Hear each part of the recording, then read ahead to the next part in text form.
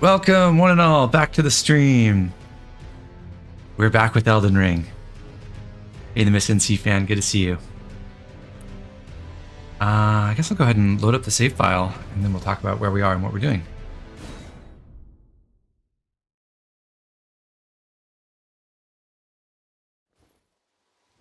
So last time, I think we'd cleared out Nokron, gone through, we beat, we got the Fingerslave Blade, we defeated the Regal Ancestor Spirit and the Valiant Gargoyle duo, and then we came up and went to Celia Hideaway to find Lusat and resolved the end of Stellan's quest. Then we did a little bit more exploration in the Dragon Barrow. We went back to the Chapel of Anticipation to get our initiation from Vale. And now we are making our way back to Altus. And we're going to go there this time, finally, via the Ruin-Strewn Precipice. So at the end of last stream, we teleported back here to Balam Church. We'll go up this way, we'll check out this lake, and then go down the valley here to the Shaded Castle.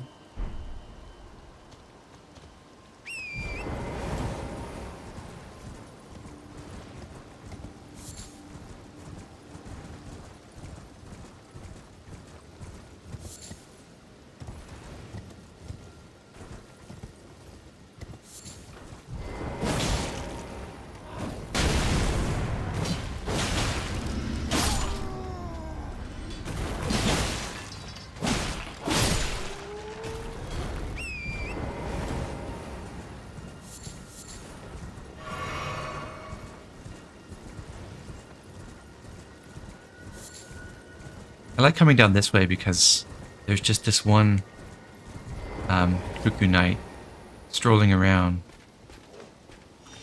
Looks like he's having a good time.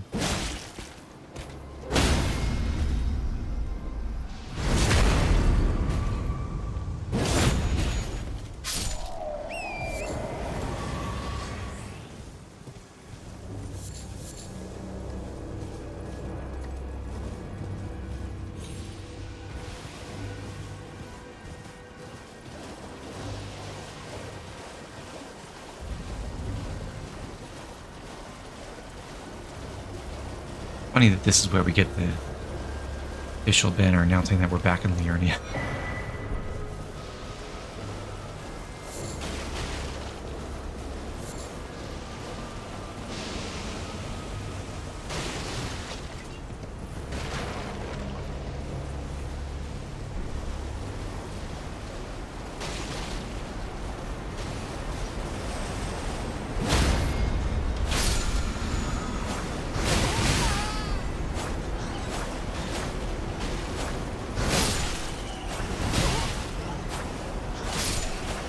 I hate bats.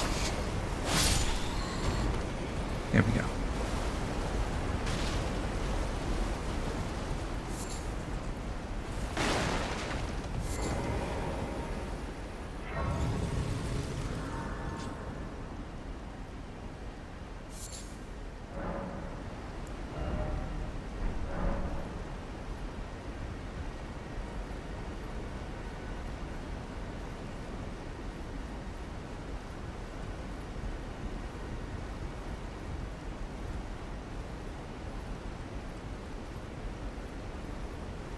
Hope the rain clears up because there are some spectacular views up in this dungeon if the weather's clear.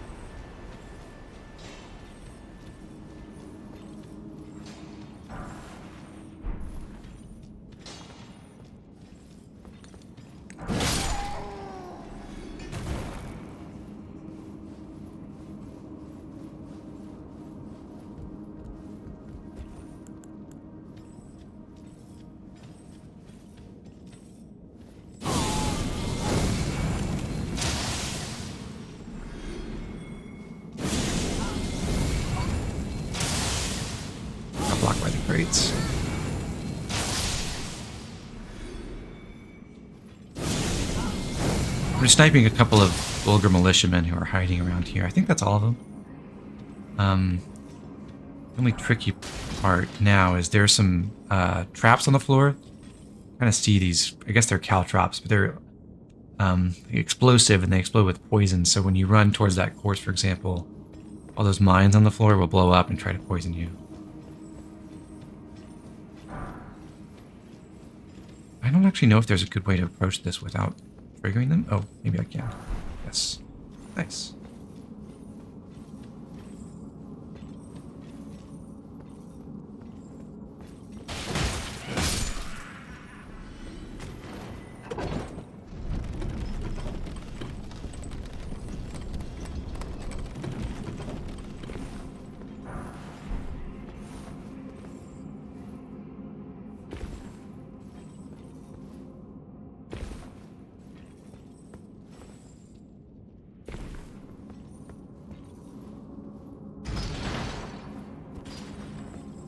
Unfortunately, jumping off on that ledge to pick up that smithing stone means we have to wait for the elevator to come all the way back down.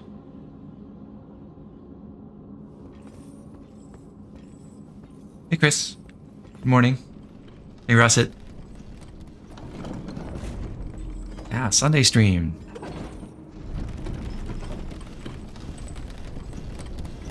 I kind of like streaming in the morning. I'm mostly a morning person, I suppose. So it's nicer for me than going late into the evening.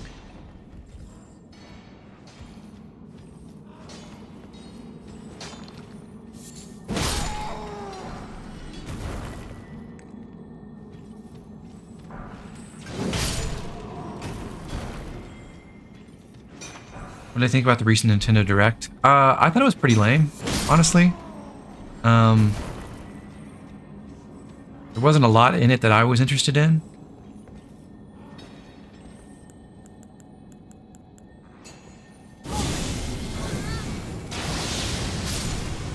There was, I mean, I was excited to see Metroid Prime 4 again, but, I don't know what they were doing, writing their, like, the voiceover or for that trailer or what, because they made it sound like the least cool game I've ever seen. Samus's new powers can let her open doors. Yeah, I know that's what Metroid games are, but oof.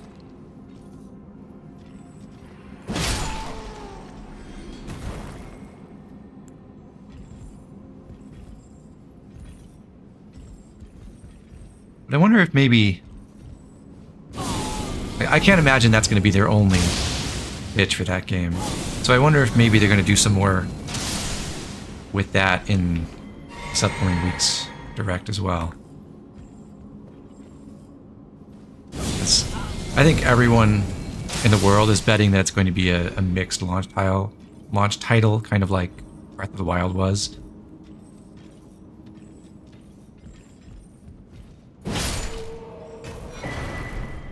I don't see how Nintendo only releases it for the Switch at this point.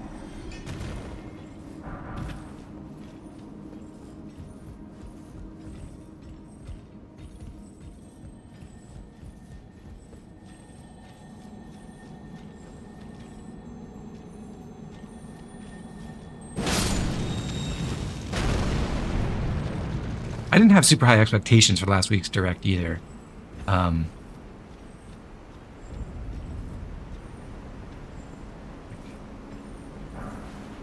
I'm not at a point in my life where my happiness or well-being hinges on product announcements from a video game company.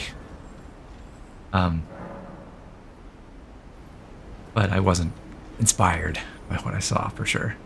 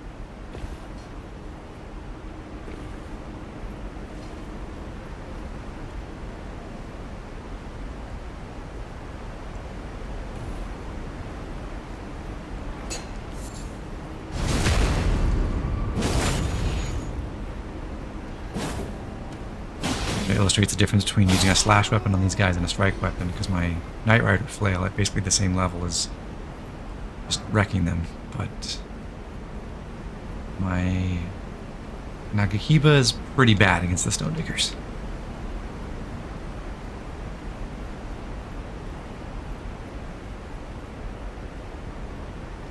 It is one very long sword. Luckily, I'm going to get a short sword pretty soon that I'm also thrilled to use.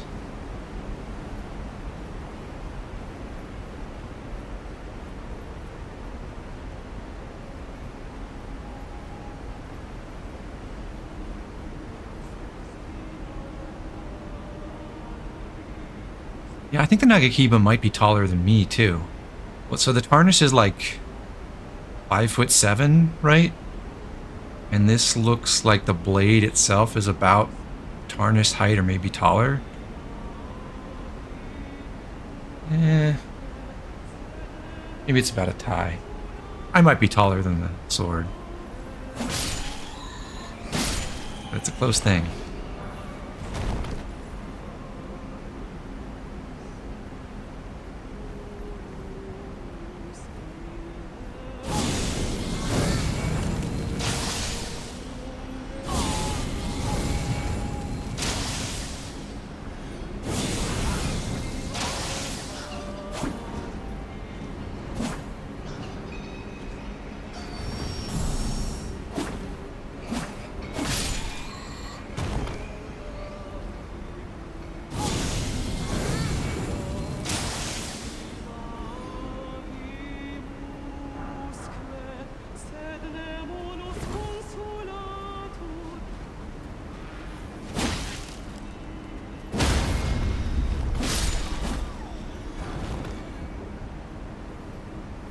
Nice clean kills. Frenzied Burst is really useful. I'm glad I've upgraded my seal a bit, even if I don't have a ton of faith.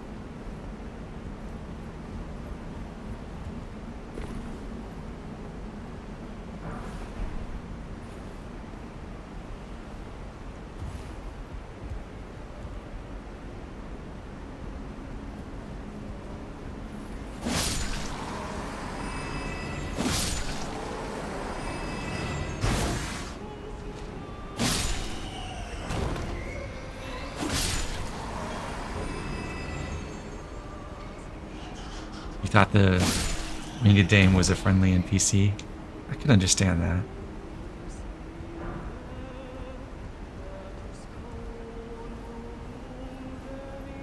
I like the encounter a little higher up. You can hear more of them right now over that way. We'll get to them in a second. But the fighting two of them at once over there really messed me up my first time playing the game.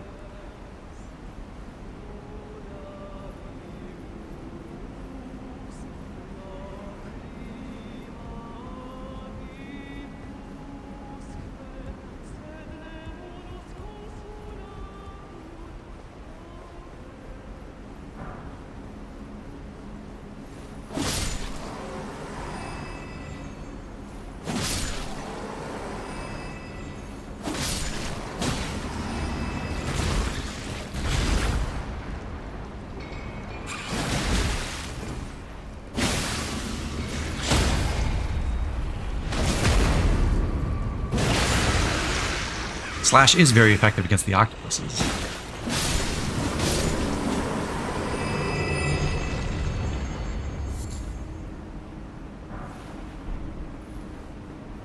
Here we get the Serpent God's Curve Sword, which is a really cool weapon.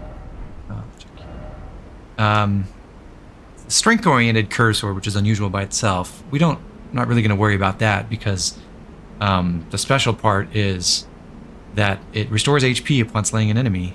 You can stack that with various other tools that also have that same HP restoration effect, but even without that, it's a nice source of sustain, and it works even if it's in your offhand and you're two-handing your other weapon, just as long as it's one of your two active weapon slots.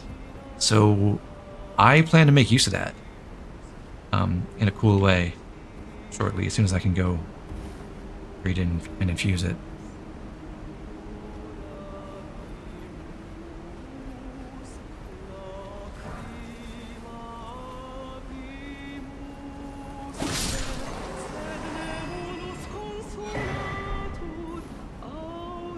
Okay, so there's one regular winged dame up here, and then another one with this headdress or crown thing in the back.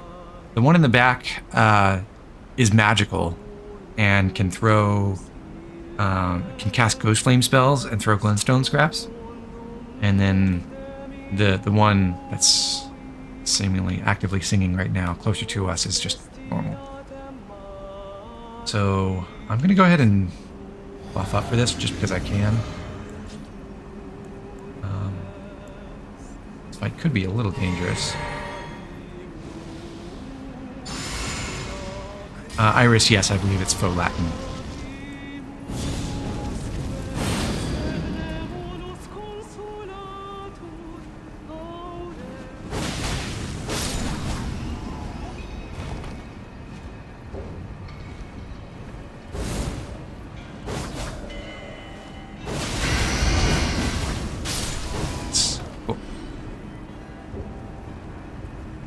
And as usual, they each drop the golden rune.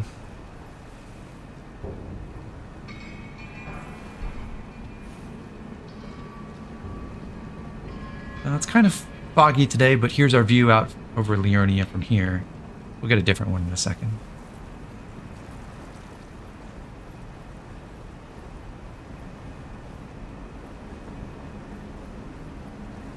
Let's see, where'd those octopuses go?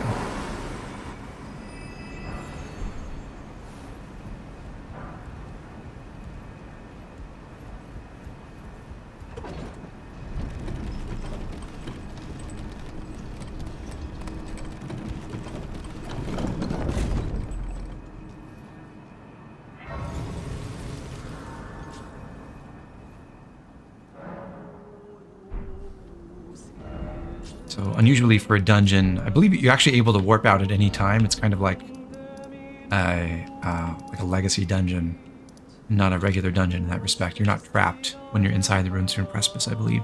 Also, there's a grace right before the boss.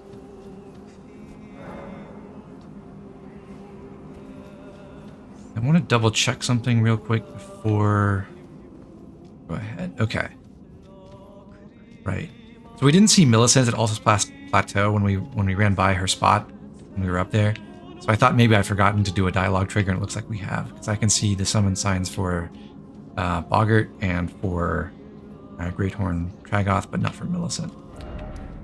We go back with Gowry.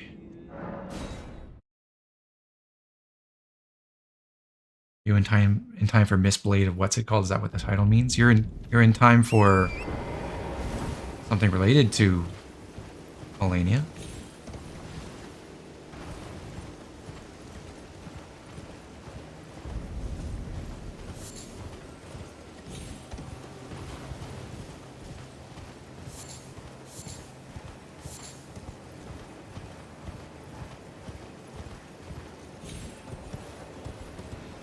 Oh, yeah, okay, Millicent is here. I never went and visited her at the shack. Oh, hello again. Something about this place felt familiar to me, so I decided to pay a visit. Hoping to find someone here, but I've only found emptiness. Perhaps, before my departure, I needed someone to say farewell to. For a moment, I thought we might actually be taller than someone in this world, but no. Well, never mind that. Pick a perspective. I must focus on my journey, for which I have you to thank. I must stay strong. Well, I must.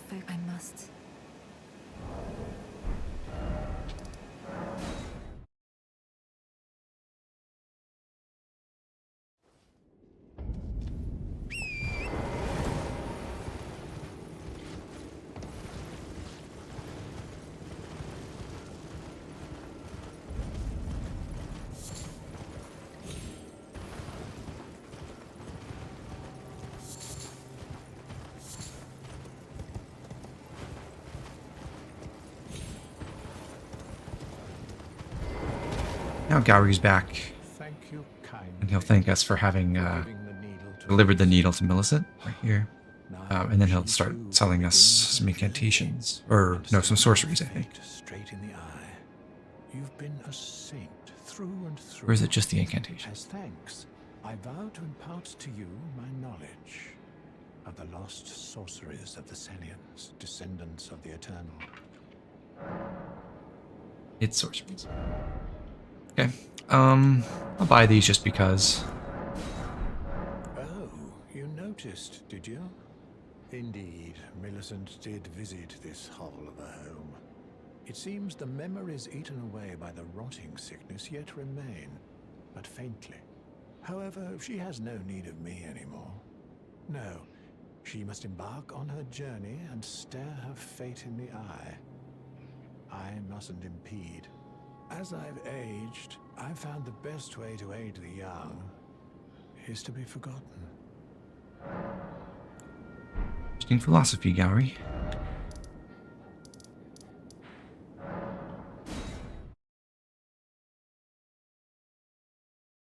Oh, right. I wanted to go upgrade my weapon, too.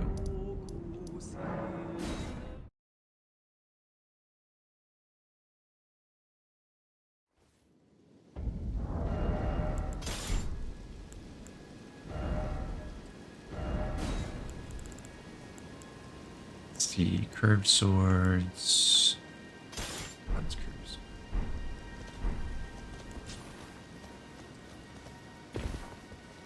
Well, my fellow, how may I serve you? As war counselor or as blacksmith?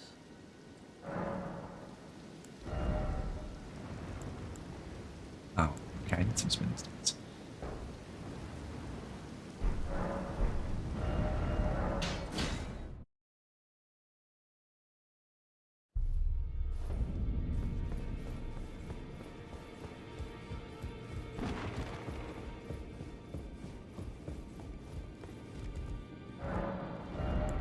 Purchase 12 of these, 11 of those, 9 threes, got enough fours.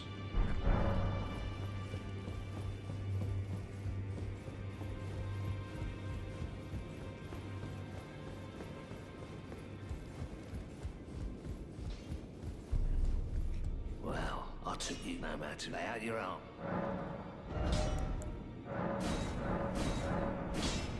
4, 6, 7, 8, 9, 10, 11, 12, and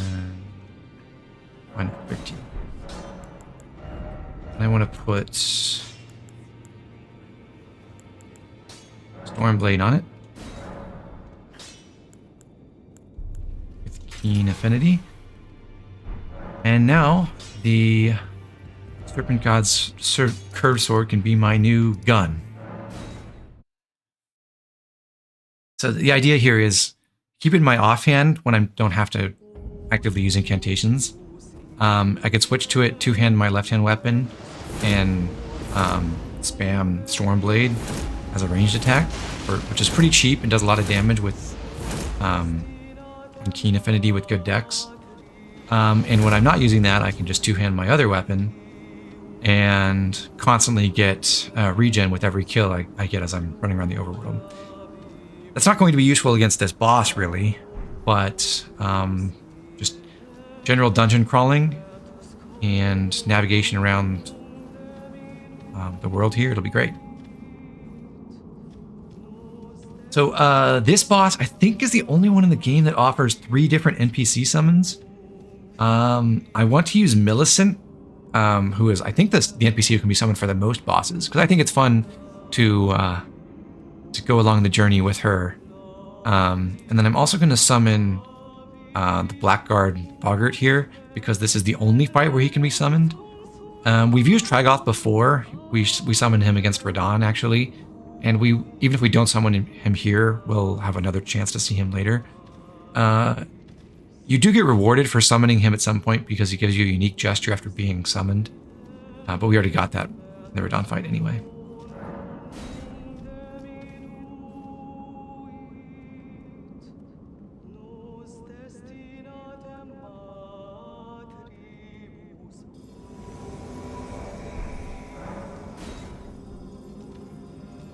Sadly, you can't summon 3 different NPCs at the same time.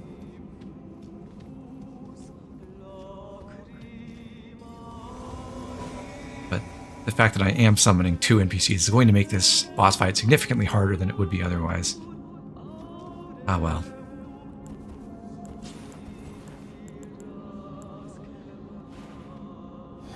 Buff up with Blessing's Boon to give everyone some regen. Golden Vow to give everyone some extra damage and damage reduction. Blood Flame Blade and Flame Grant me strength for myself.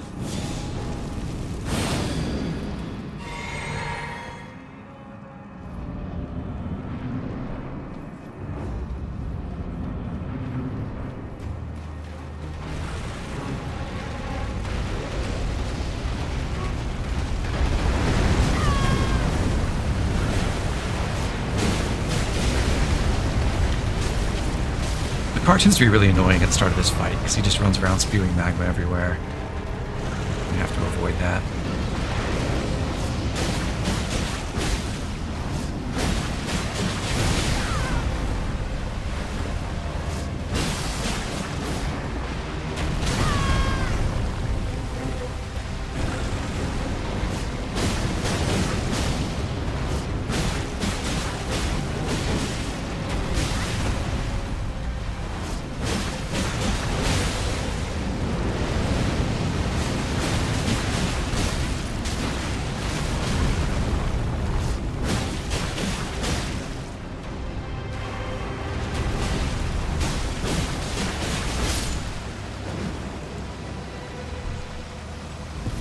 Luckily, poking everyone repeatedly with repeating thrusts works really well.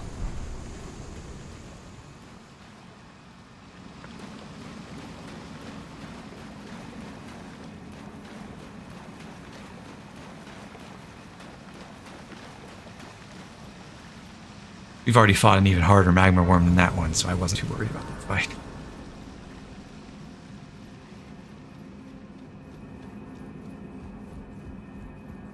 I don't really understand why they put a Grace inside the boss room there, considering there's one also right outside.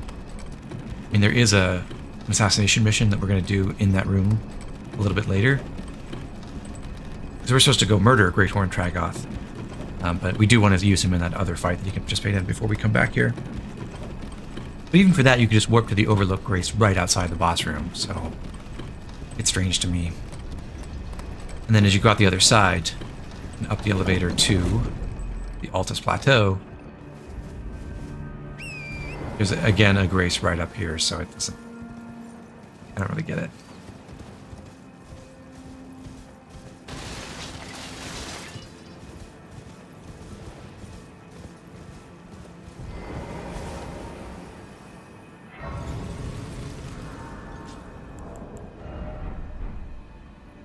Almost 63,000 runes to level up at this point, and that's going to grow pretty fast.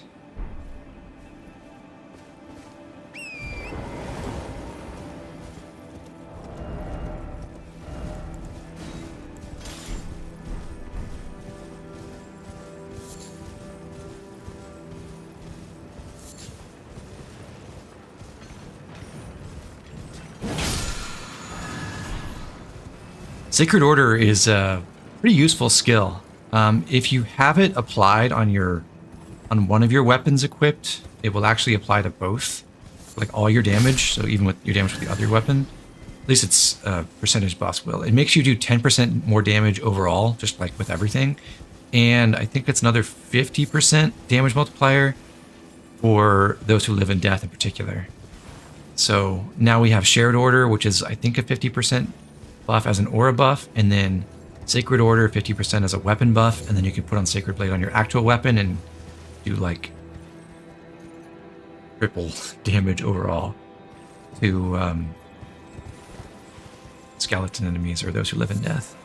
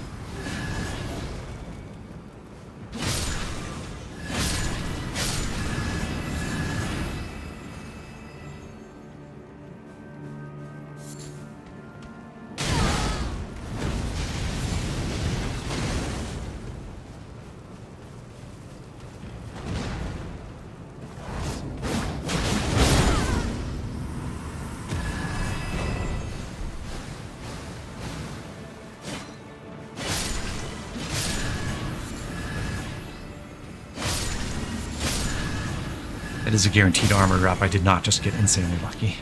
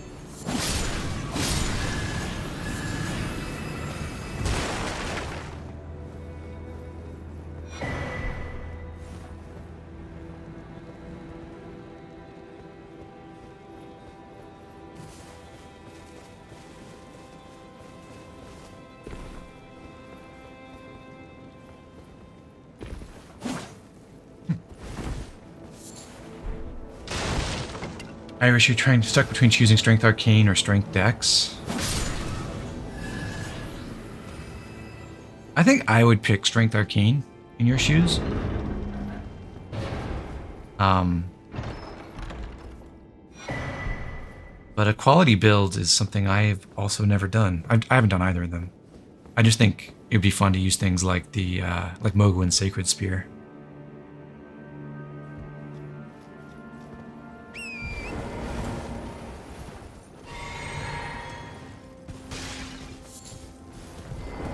Let's pull out our pistol.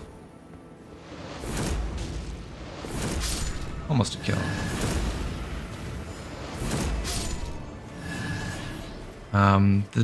The projectile damage from Stormblade, I believe, on Keen Effendi, I believe only scales with your weapon level and your dexterity. So it doesn't really matter what the actual damage of the weapon is. But you do need to upgrade it to maximize that. Looks like we're just a bit shy of one-shotting the perfumers at least.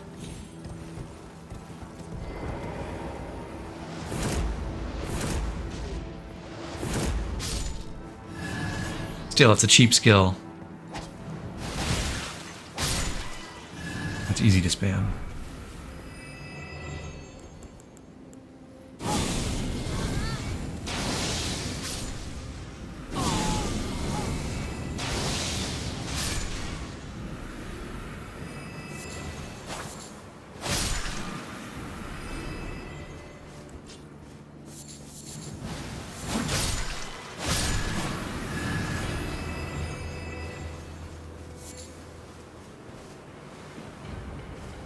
I think that's all the lilies here.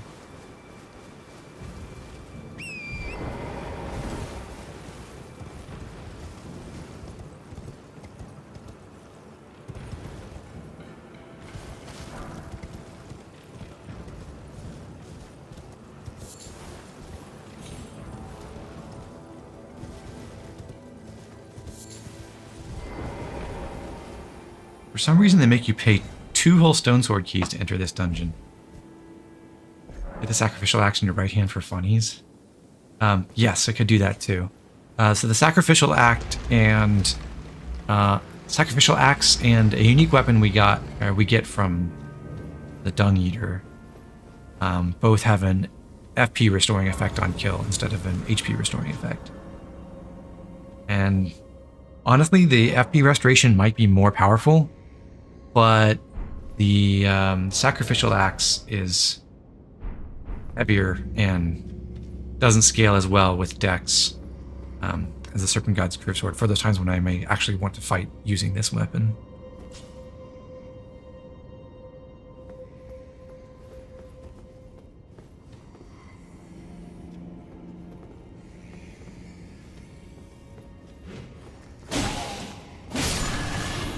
I wonder how these Misbegotten got up here.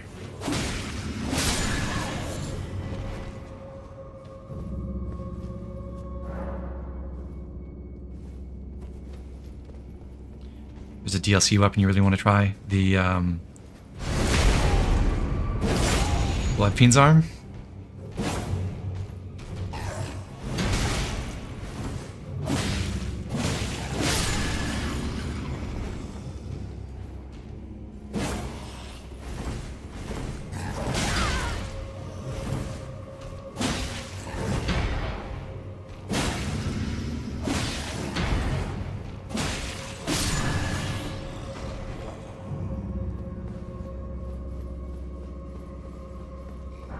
Oh, the Ancient Meteoric Ore Greatsword.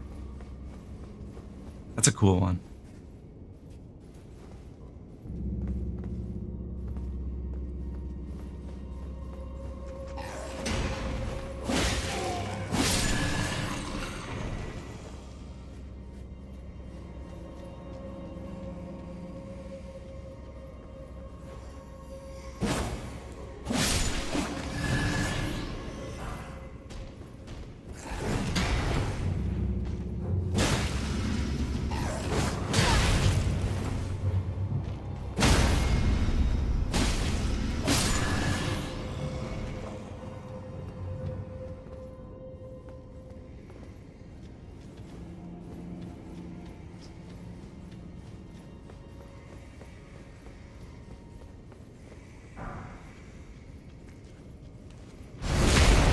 Are you doing DLC in this playthrough series? Yes. And one thing I'm trying to decide actually is, do I want to do the DLC before I do the end-game zones of the main game or not? Because I feel like story-wise it probably makes sense to do so. But difficulty-wise, maybe that's not exactly the right approach.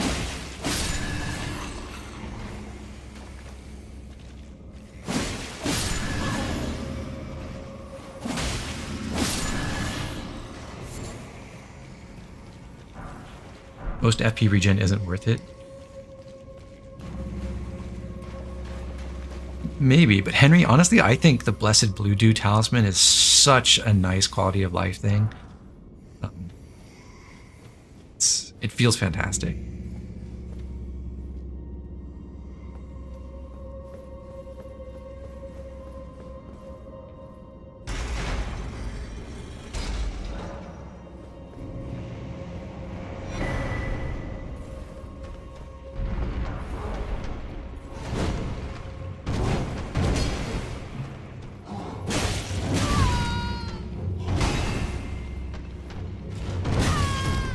Rasa, to be clear, I will be doing El Payal before the DLC for sure. But I'm talking about doing like Baramazula after maybe.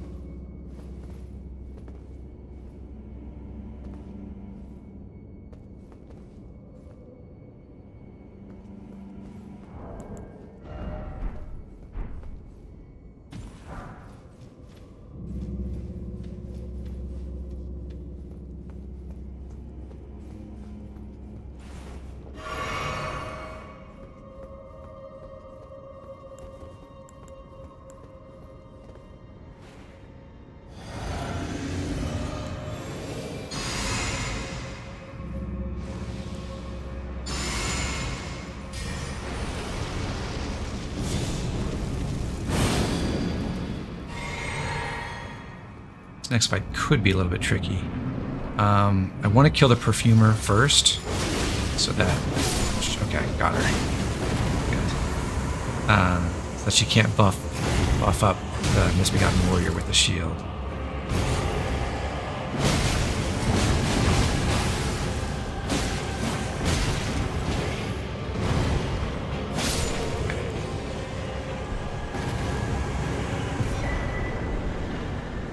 Perfumer Trisha. I think that gives me just enough runes to level up.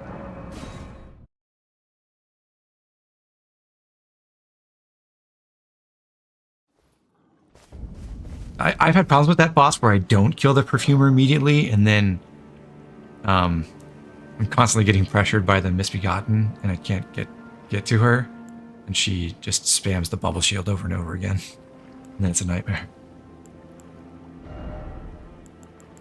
All right, more vigor time, I think.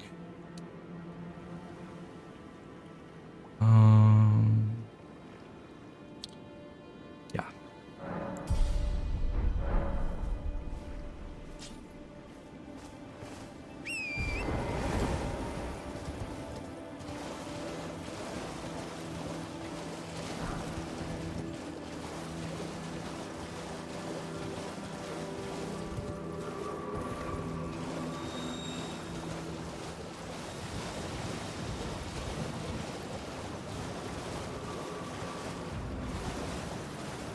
is a pretty looking lake. Nice turquoise water. Shame about all the poison flowers everywhere.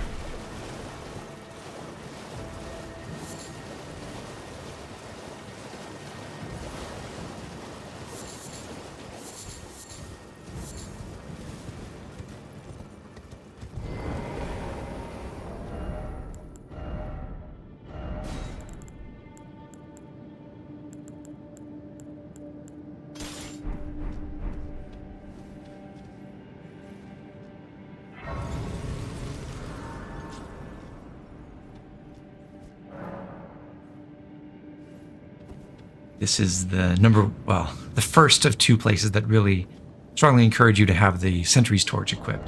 And uniquely, I think this is unique anyway, pretty sure this is the only location in the game where the Sentry's Torch reveals illusory walls. So we're not going to see any illusory walls throughout the dungeon because the torch is going to dispel them before we ever get to them. Also, I should equip my Sacred Blade weapon.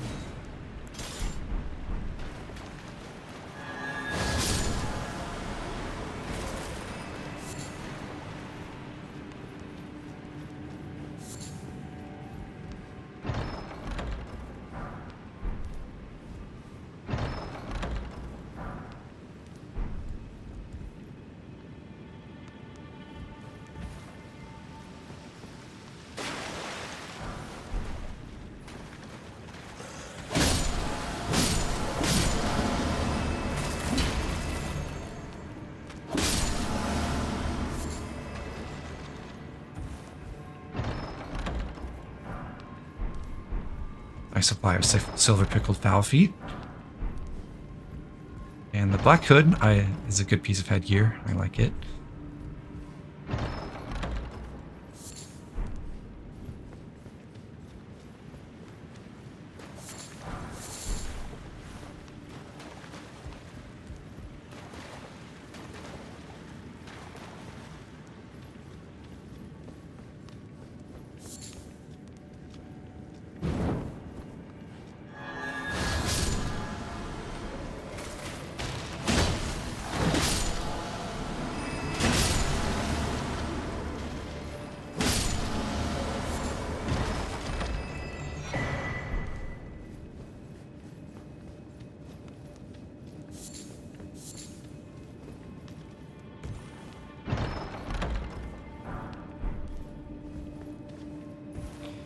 Golden Great Arrows are kind of cool. They give the Golden Vow buff where they land, so you can shoot it at your feet as a way to cast Golden Vow.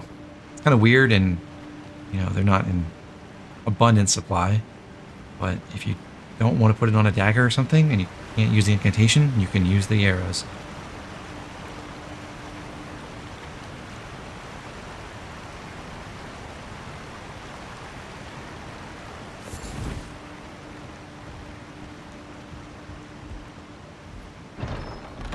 Torch will still reveal invisible enemies if you two-hand your right-hand weapon. I'm aware. I'm just having it out for the aesthetic.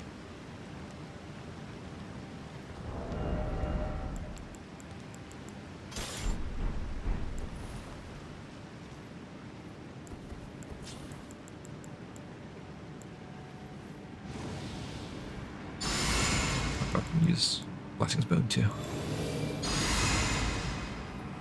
This is one of the bosses in this cave, but there are actually two, and this is not the one that untraps you when you kill him, so it's just a secret boss. Kind of like the Black Knife Catacombs, where the Black Knife was not the boss.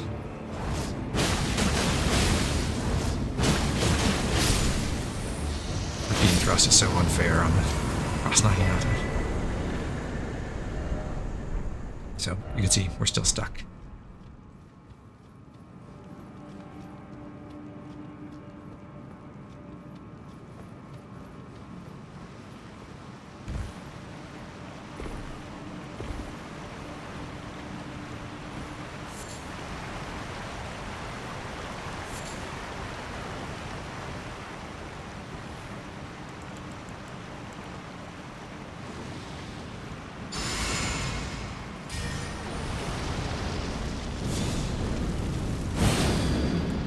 This time I'm carrying the sentry's torch in my left hand because this is a Black Knife assassin that is invisible, like their armor says they should be.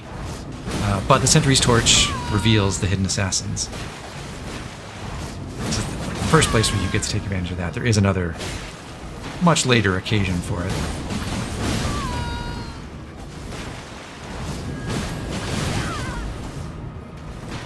There are ways to make this assassin visible even without the torch, mostly involving putting some kind of debuff on it. So one tactic I've used before is to like use acid spray mist to make a out of acid that the assassin runs through, and then they'll get debuffed and have this like mist effect on them for a little while.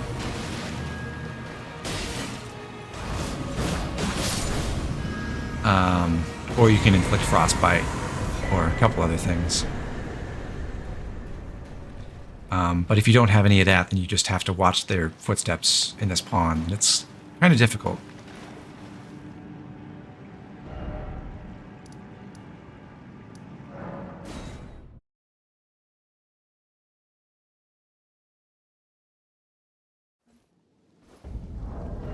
We're done with the sentry's torch for now, though.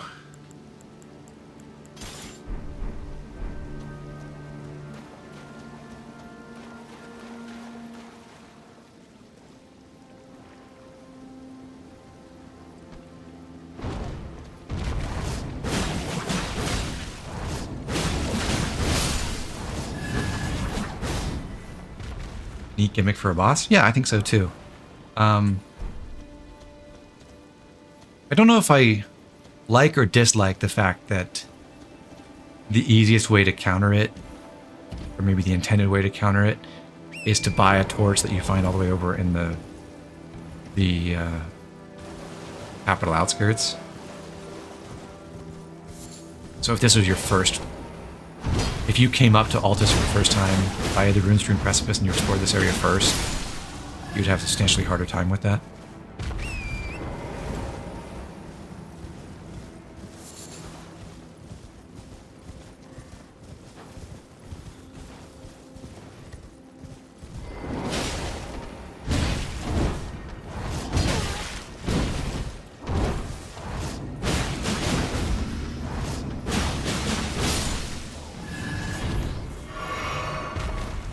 This hillside's really the first, but far from the only place where we're going to fight a whole bunch of omens all together.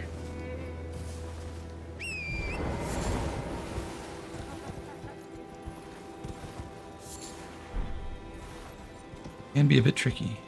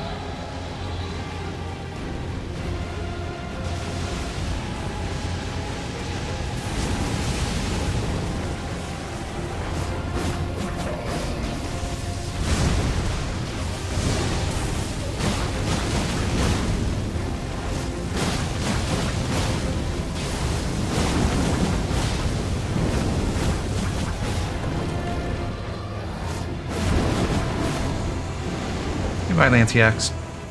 That was our first ancient dragon. I don't love fighting them exclusively in melee range, so you may seek alternative methods. Because you can only lock onto their heads, and like other dragons, the head is the weak point, but their heads are held off the ground for so long that it's really hard to constantly hit that. And if you're just running around hitting it in the legs instead, well, number one, you can't see what it's doing, and even if you're able to successfully avoid whatever attacks it's trying to cast down on the ground, it's kind of obnoxious and sad to fight a big enemy that way, where you're just stuck under them and not able to see them. I don't love the design of the ancient dragons as boss fights in this game, and I don't believe I'm alone in it.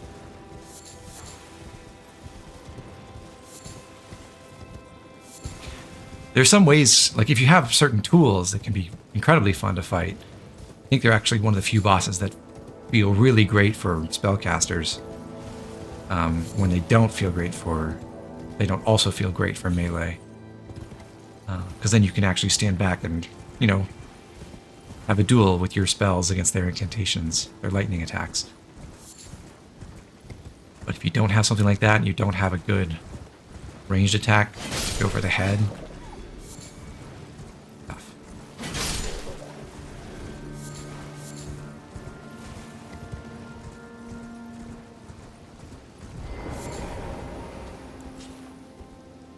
Ah, Hi, Millicent. we meet again.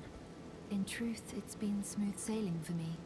The scarlet rot has stilled since last we met. As such, I've been able to continue my journey.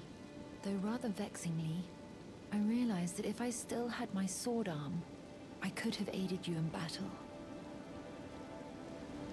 It's a little bit funny that she says this.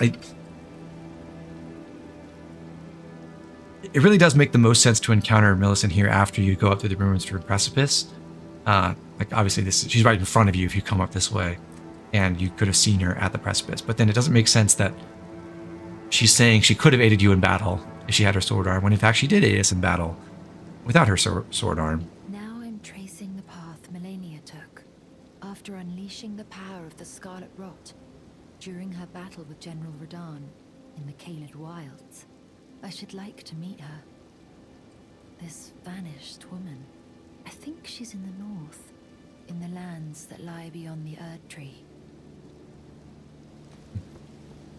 Henry says this game really likes to incentivize hybrid builds with some sort of ranged option. Dragons are probably one of the best examples of that. That's true, and I think that's a good thing for the game to be doing. I just honestly wish the ancient dragons kept their heads low to the ground more often. That would just about solve the problem. All by itself.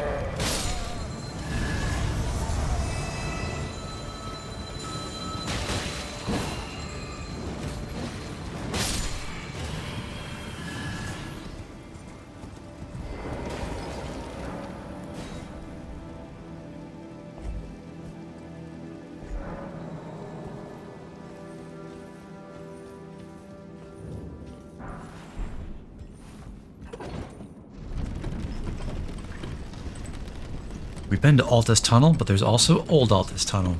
Who could have guessed?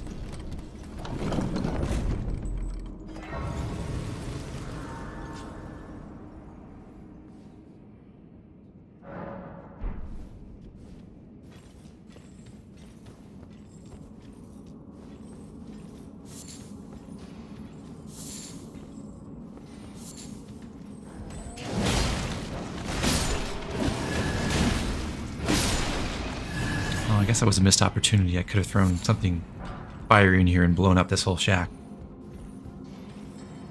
Alas. I think my auto pickup grabbed the item at the side of the shack for me.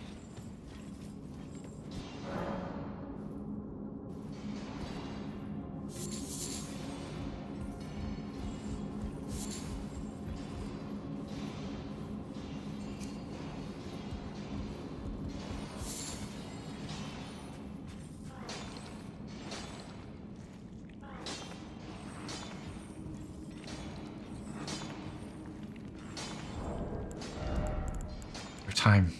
You can do it.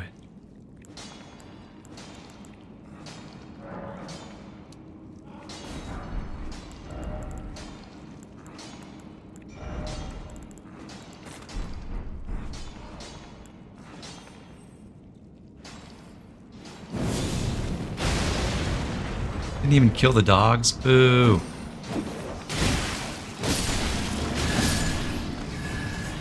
Lame.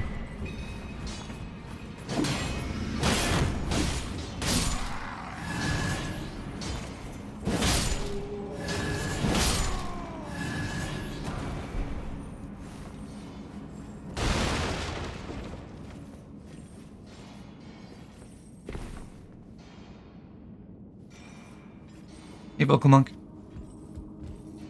Welcome back.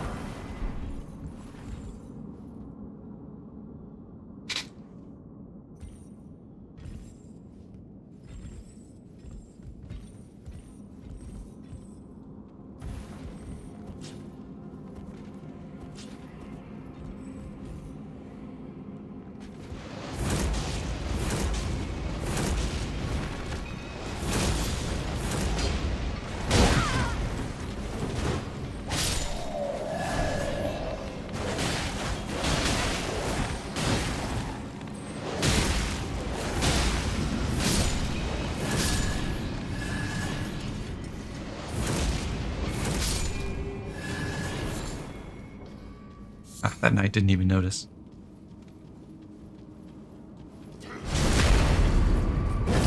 Don't know how we're stabbing anyone with this sword, though.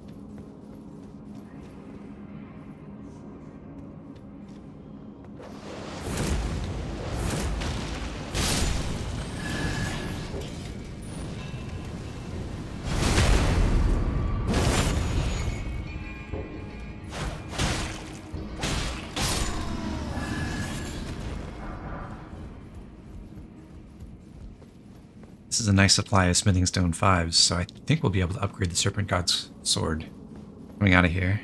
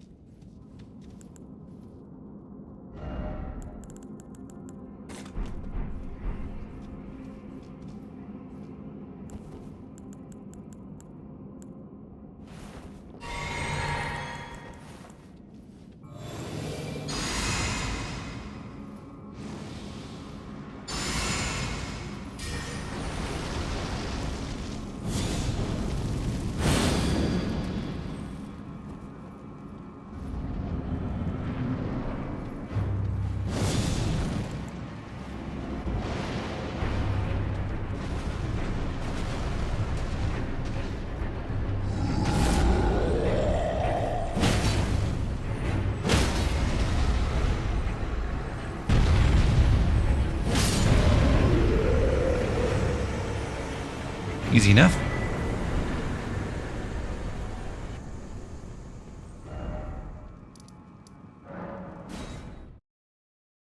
Get 2 colossal weapons from that dungeon. We just got the Troll's Hammer and the Great Club. The Great Club is kind of cool because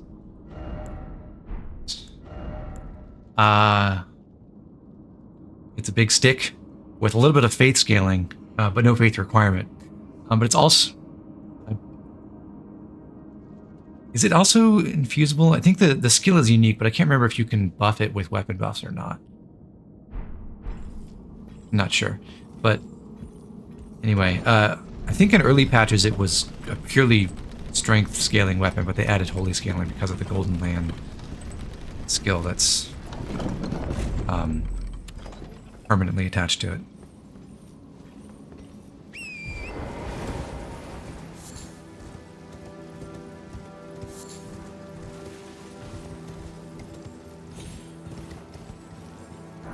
Buffable but not infusable.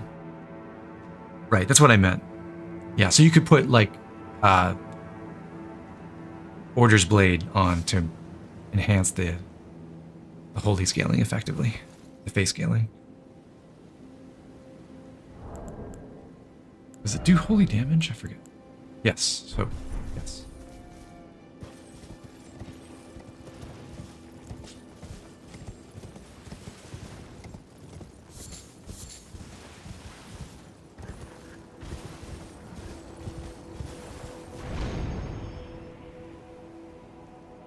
You take this Spirit Spring up to end up on this ledge, which you can't reach any other way.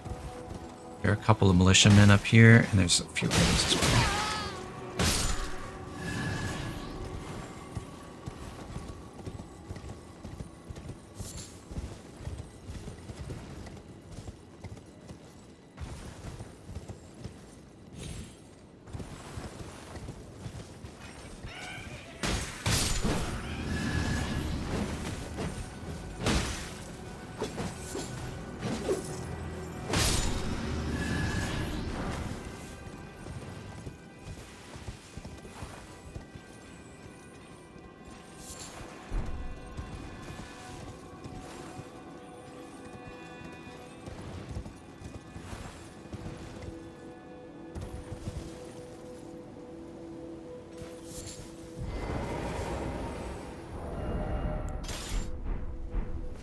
This is the site where we're supposed to do another murder for the Volcano Manor, taking out Riley. So let's do that.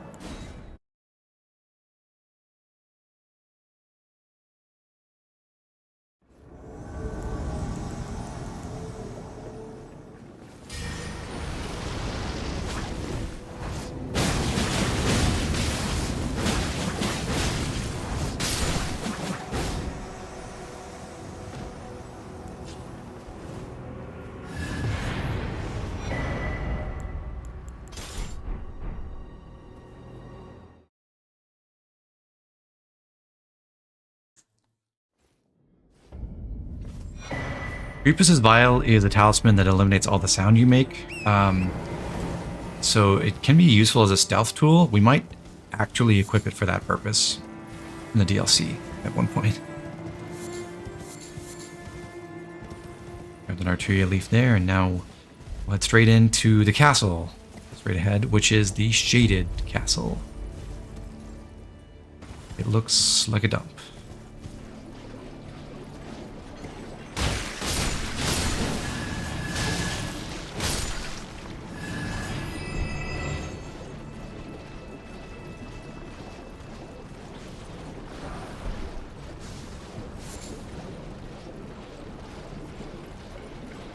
Prefer not to fight more basilisks if I can help it.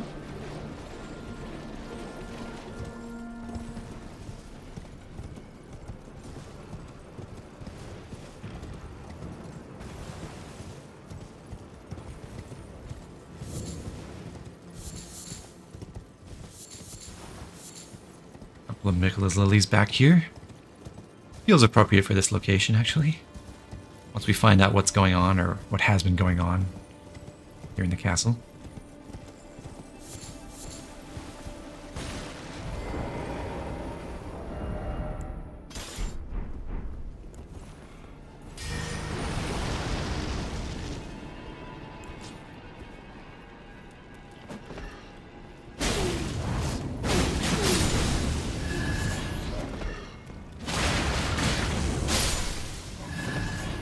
The place is filled with these zombies and depraved perfumers.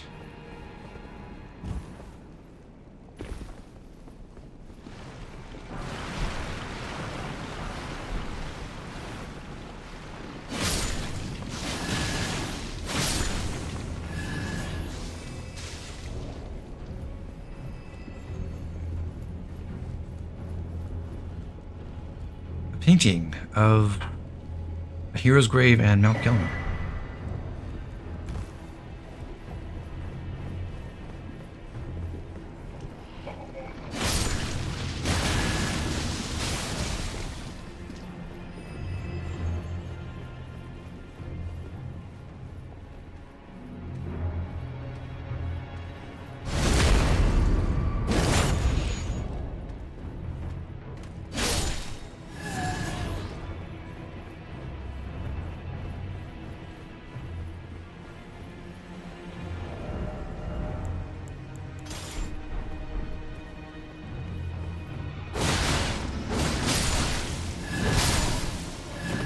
I'm glad I can kill those zombies with one L2 sequence. That makes it a little bit easier to handle them.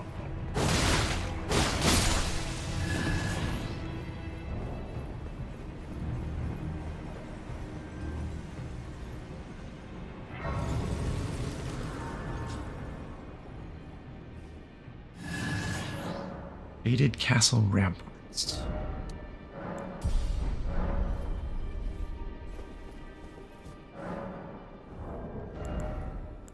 In this area, it's going to be helpful to have a different torch out. The Beast Repellent Torch.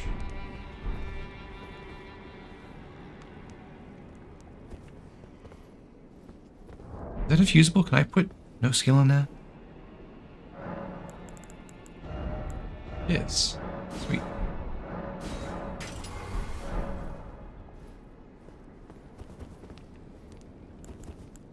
Also have my healing spell handy.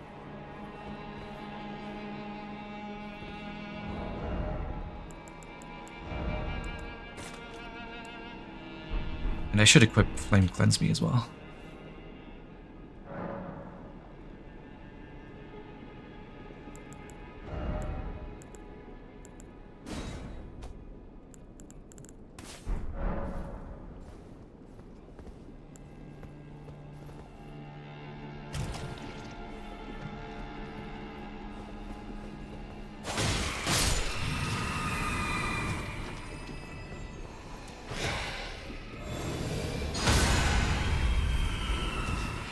Kind of a big FP price to pay to use Great Heal to kill Wraith Haulers, but I can do it if I want to.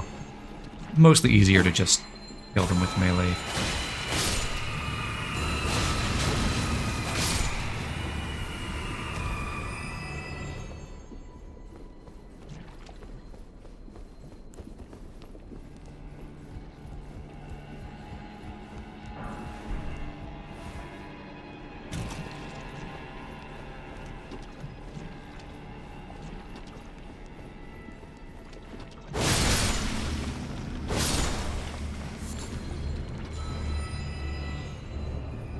The reason I want the Beast Repellent Torch is because it does repel basilisks, so these ones on this rooftop won't attack me or spray their death bite at me. They'll strafe around and stare at me with their freaky big eyes and everything, but they won't attack unless I attack them first.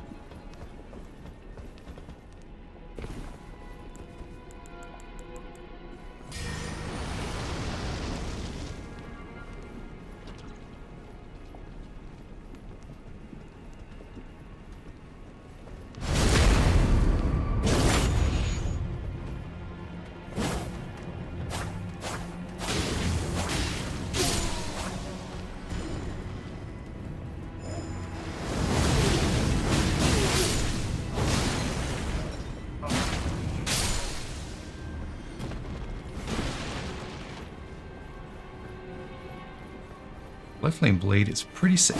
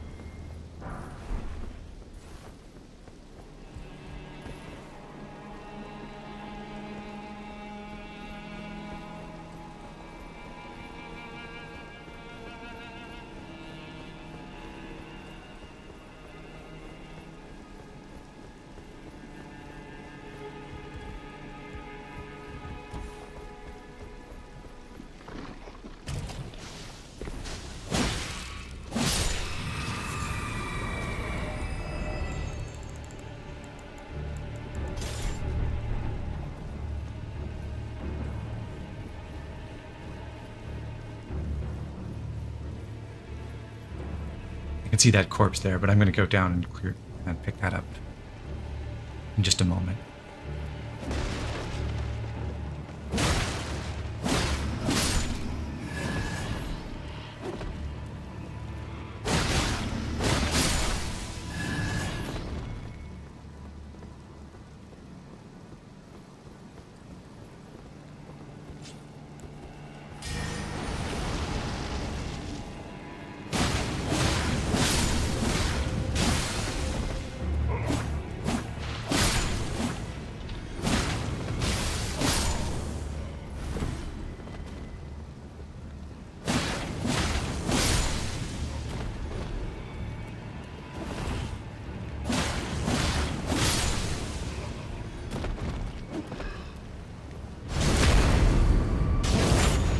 Goodbye.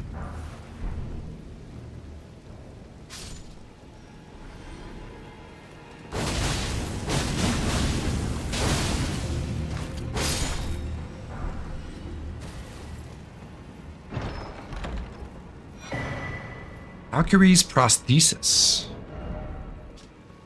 Golden prosthesis once used by the one-armed Valkyrie. A masterwork of craftsmanship with practice and skill, it can be used as proficiently as a real arm. Hey, what do you know? Millicent wanted an arm. When Malenia, Lord of the Shaded Castle, embraced this prosthesis, he claimed to feel the presence of his personal goddess. We will find out that he is a very strong devotee of Malenia.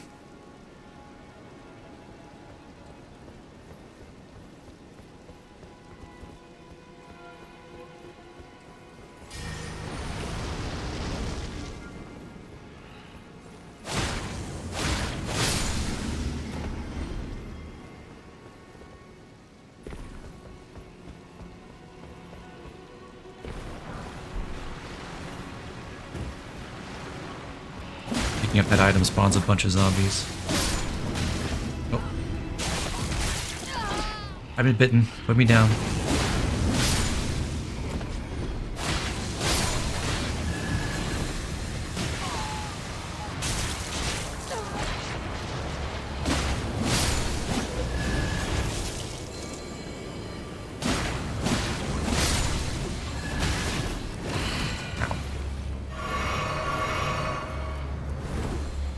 Out of here and stayed away. Goodbye.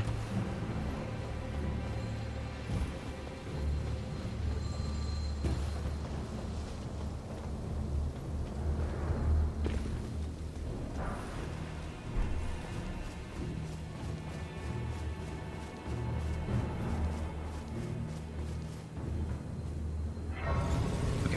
We found the Grace inside the castle, which will be a convenient point to come back to. So to proceed, we would go north, but I'm going to take a detour now. Starting by going this way.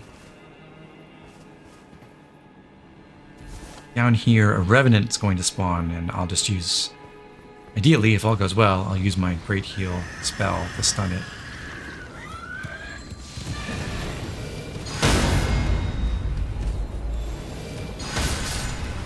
Okay.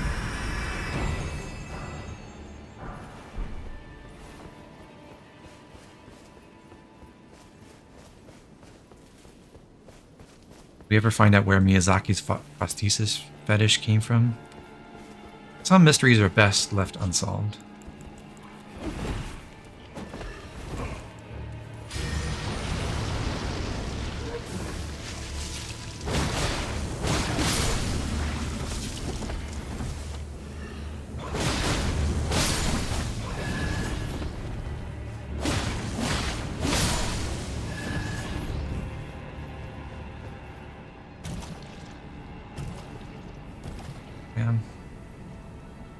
I realized I couldn't jump in from the swamp.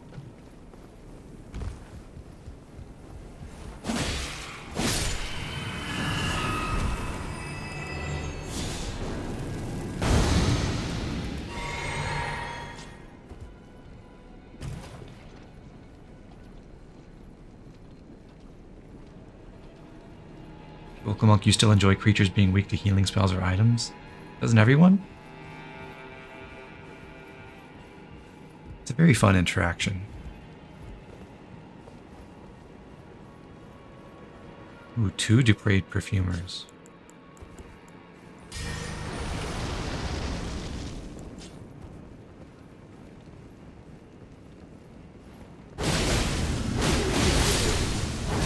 Nice. Had to line them up. Got the pants too.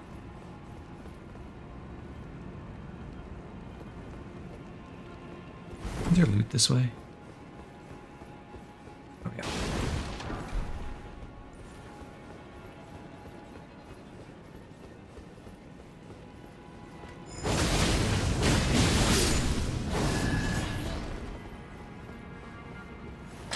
Shortcut.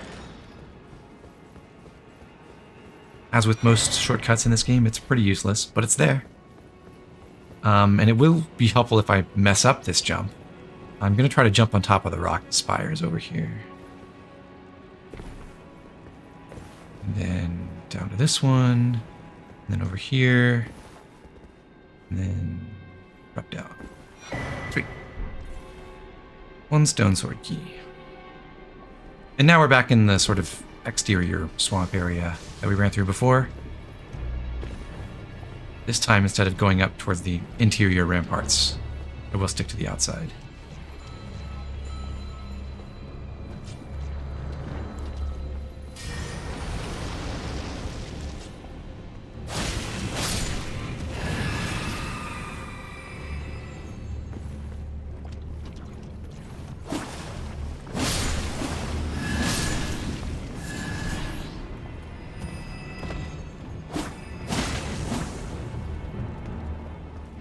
I did sit down at the Grace in the inner gate, didn't I? Does the perfumer that was on that rooftop not respawn? That's interesting.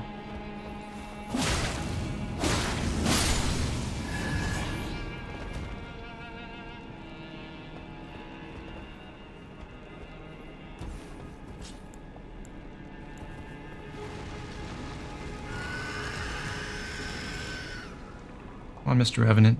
Come here. I know you want to. Charge. Nice.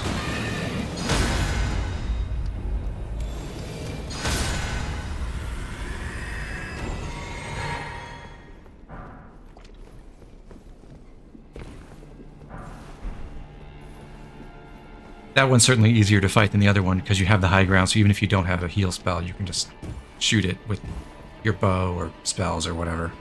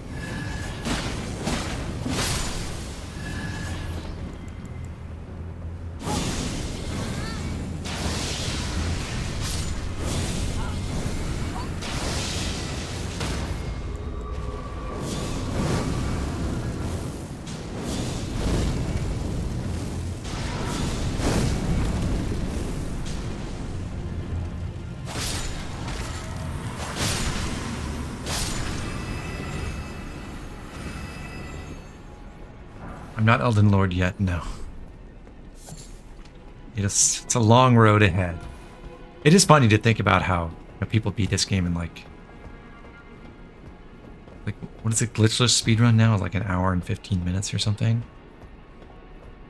Maybe just an hour? I think the people have developed a route to beat both Consort Radon and the Elden Beast in like an hour and a half, which is insane.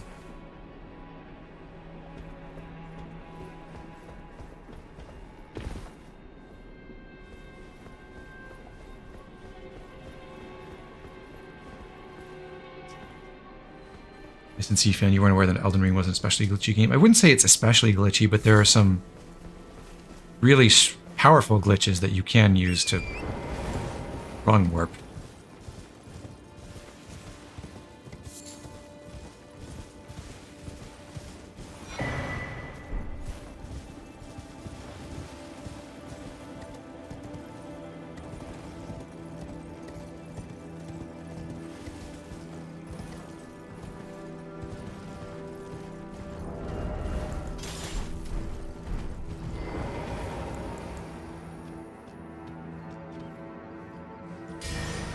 Malenia, the guy who owned that prosthesis.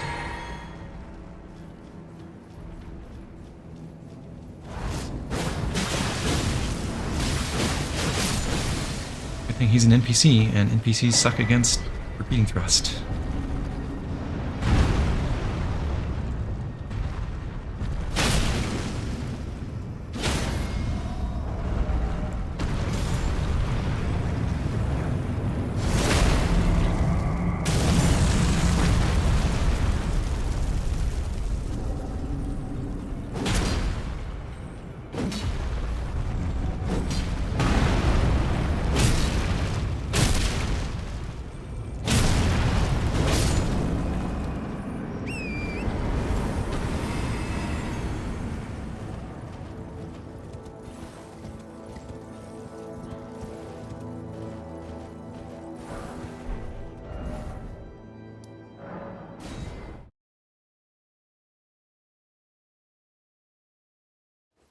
Asper Rapier is kind of cool because it has built-in rot. It is a dex weapon, so it's something we could try out. It has built-in rot buildup, but if you put it is possible to put a poison or blood infusion on it and give it 2 statuses, or even if you use poison mist or seppuku, which are themselves weapon buffs that apply poison buildup, or like that give the weapon more poison buildup or blood loss buildup, you can have triple status on one weapon.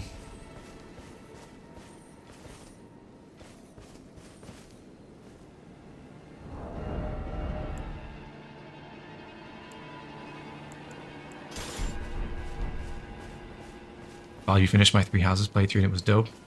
Glad you liked it.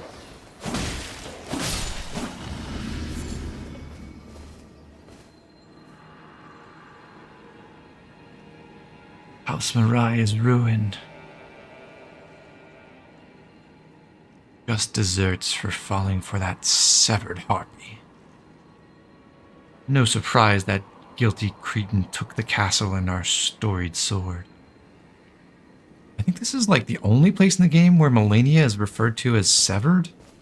She was called that in the, I think the story trailer for the game. They kind of dropped the moniker in the actual release.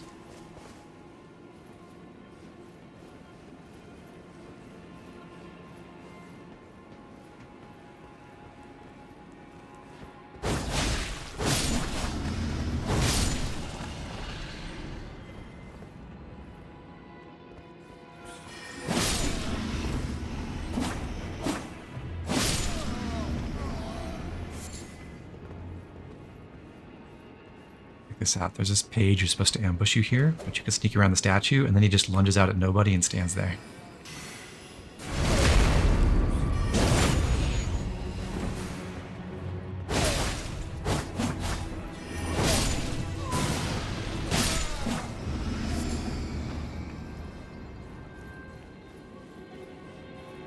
the Executioner Sword is the only thing tempting you to do an arcane playthrough.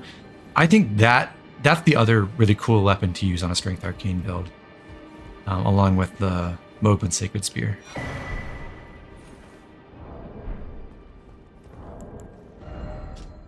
This cookbook lets you make poison spray mist, but more importantly, the blood boil aromatic, which is like Altus Tunnel, but in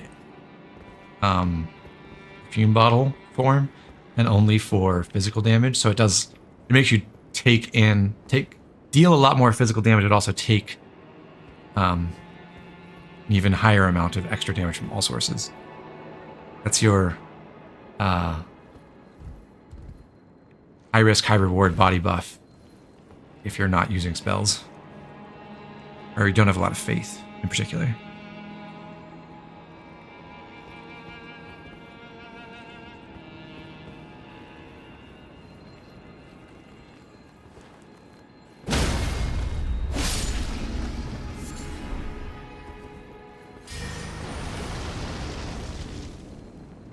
What are you looking at? Green Rock Knight. Don't mind the flaming sword over the walls here.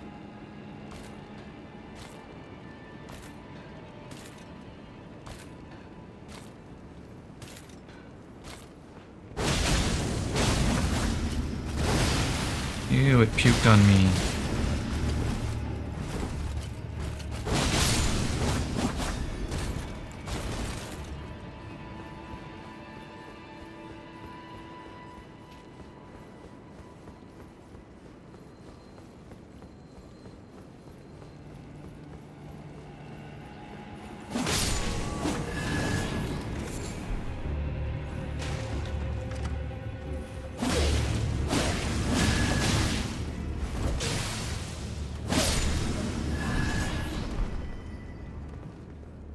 Double swag drop. Nice.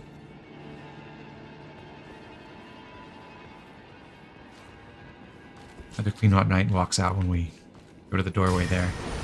I can back off and let her walk by and then backstab her.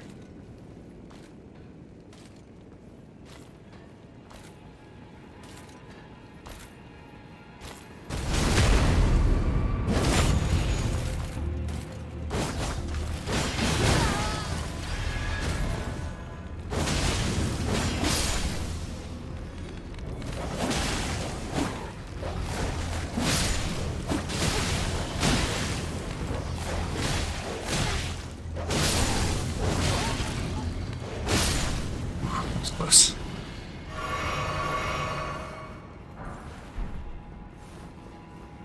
What's your favorite weapon or build so far?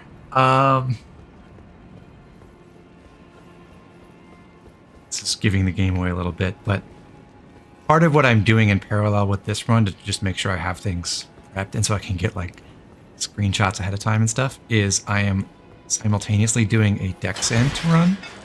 And I just recently got the Wing of Estelle, and I'm having an absolute blast with it. Feels incredible.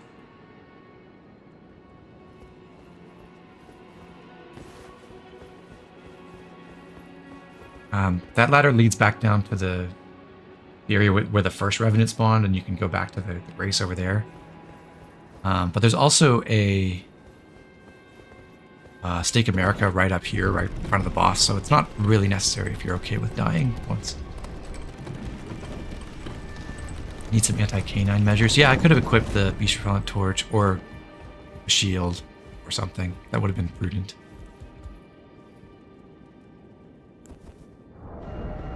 Okay, boss time. I'm going to use the Flamberge again, my usual tactics for these particular enemies. I want...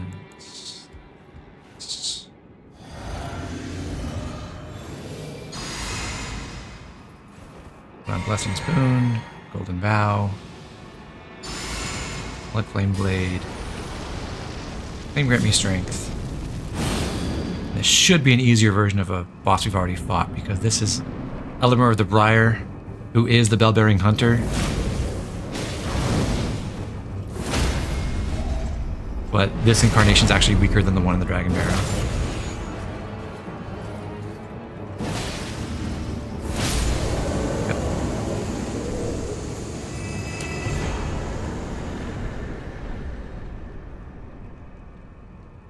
So the story behind that is this great sword was the sword of House Mirai. They were the executioners for the Golden Order, basically. But Elmer the Briar came in here and was supposed to be executed by House Mirai, but he got loose, snatched the sword, and as the description says, furnished it with his own battle skills from Aokai, where he's from. So it has the same skill as the Aokai's Dancing Blade, basically, but it's a bigger weapon and more damaging. So he killed or expelled all the members of House Mirai, and they're the ones who set up basically this shrine to Malenia in their hall. They got the clean rod armor. They're big Malenia fanboys.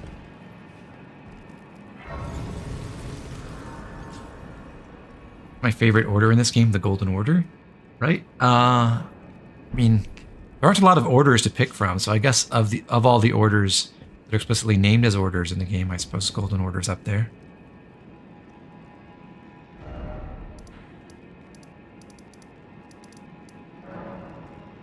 I have to admit, though, Val, I have never done the Golden Order ending.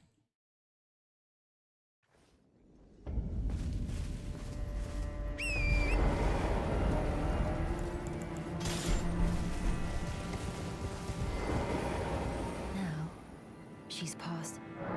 Are you? Here you go, Millicent. Giving me this arm? Thank you. I am in your debt yet again. I think if the arm serves well enough, it might be possible for me to wield a sword again. If the arm, it might be perhaps then I can. I look forward to that. But now that we've helped her out, it's time to go check in with Gowry again.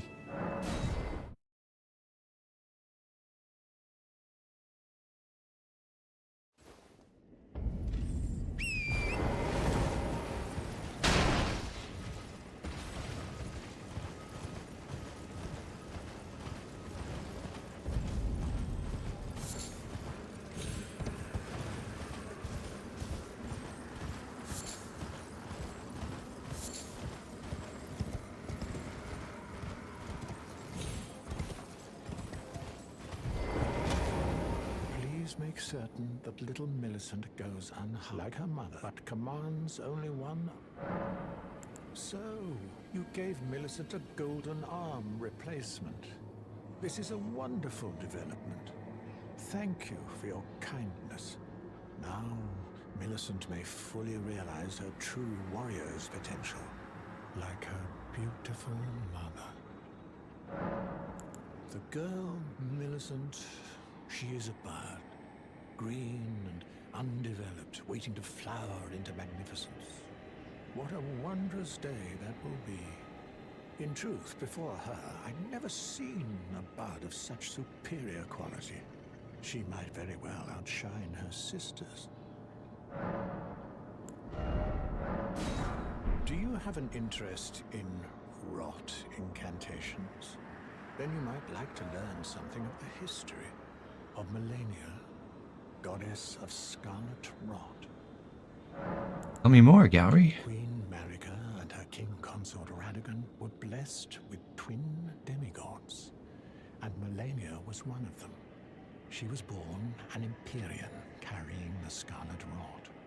An Empyrean is no mere demigod. In the age of the Elden Ring and Queen Marika, the precious Empyrean was born, a new god, to forge a new order. Since Malenia fought Radahn, and the great scarlet flower blossomed in Aeonia, I have dedicated myself to her, and to the resplendence of the Order of Rot. Definitely a bigger fan of the Golden Order than the Order of Rot, I'll say that.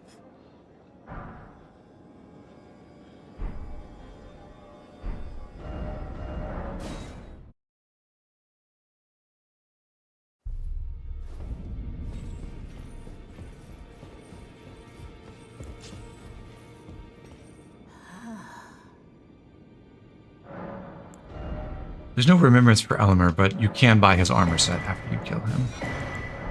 The gimmick with this set is it deals damage when you roll, a tiny amount of damage when you have these armor pieces equipped. But my understanding is that can actually disrupt certain attacks from enemies. Not many, but some of them get staggered by rolling into them. I've never tried it. Well, I took you no matter to lay out your own. I want to upgrade my gun, thank you.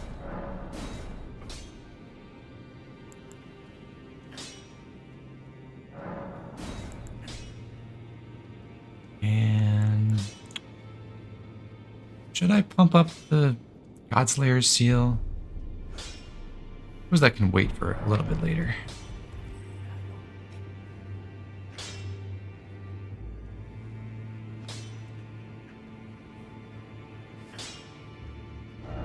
One other errand to run real quickly. We did kill our next target for the Volcano Manor, so let's report it into Tanith.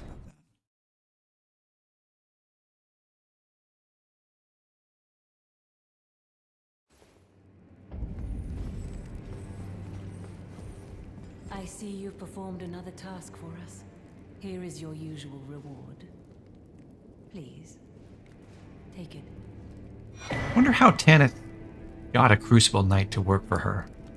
Now, perhaps the time has come to tell you of the true ruler of this manor, Lord Rykard. The Erd Tree blessed the Tarnished with grace, but it was all too meager in the face of the enormity of their task. The Tarnished were forced to scavenge, squabbling for crumbs, like the Shard Bearers vying for power in the wake of the Shattering. Our Lord, indignant, has refused to scurry about, fighting over what miserly scraps they allow us. If the Erd Tree, and indeed the very gods, would debase us so, then we are willing to raise the banner of resistance, even if it means heresy. We at the Volcano Manor, under Lord Rykard, have sworn no rest until it is done. If you follow this heroic path, one day the Lord will see you. The Lord's visits with our champions are always a spectacle. It cannot come a day too soon. That sounds exciting.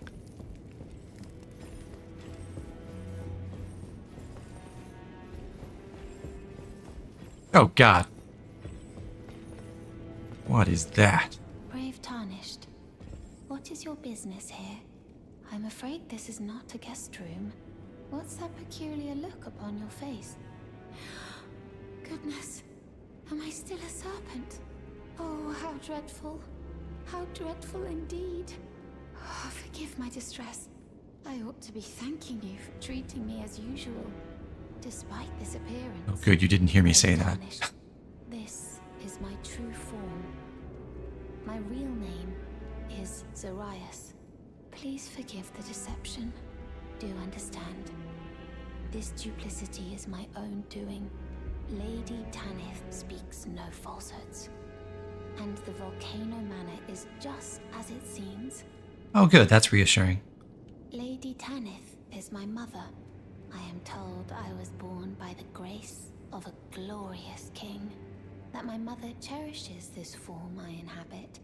I am proud of what I am. But people are cruel. If they saw my true form, they wouldn't speak to me. And so I assume a guise when seeking new recruits. But you are not like the rest. My serpentine form and the name Zarias were secrets, known only to Lady Tanith and I. Now I share the secrets with you as well. Please keep them safe from anyone else. Iris, I actually like the snake people too.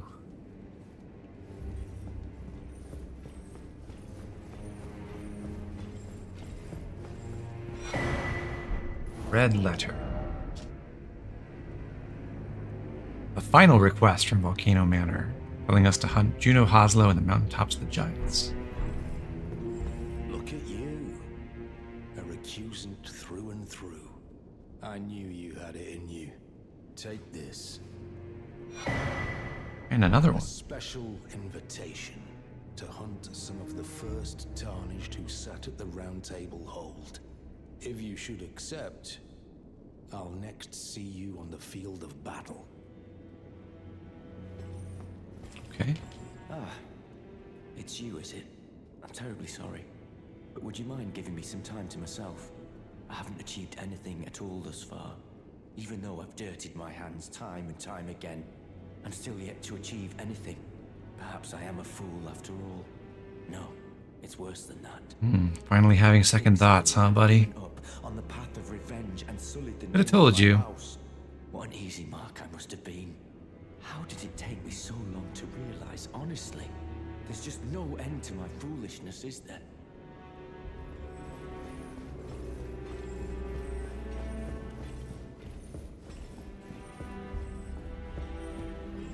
By the way, Tan, if you like my sword here, I think it's pretty sick.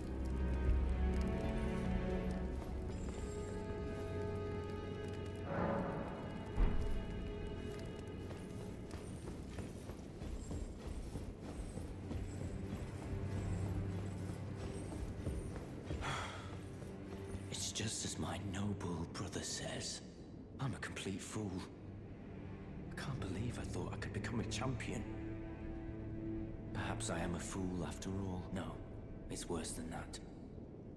As things stand, I've given up on the path of revenge and sullied the name of my house. What an easy mark I must have been.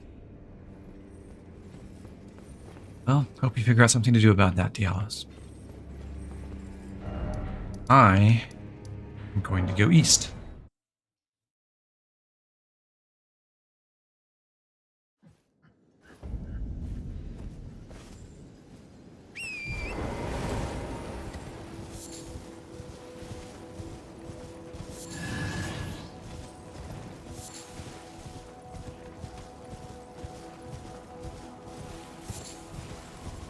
We rode past these windmills a while back without actually visiting them. Now we'll swing by and fight the enemies and loot some stuff. These are celebrants. Since I attacked one, they're all attacking me, but a lot of them just dance around and don't do anything until you engage them.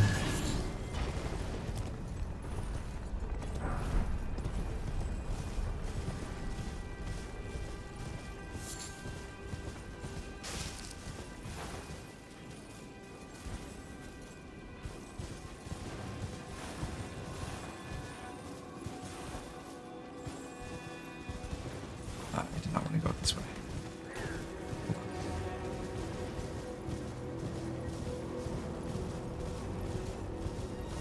Up this path.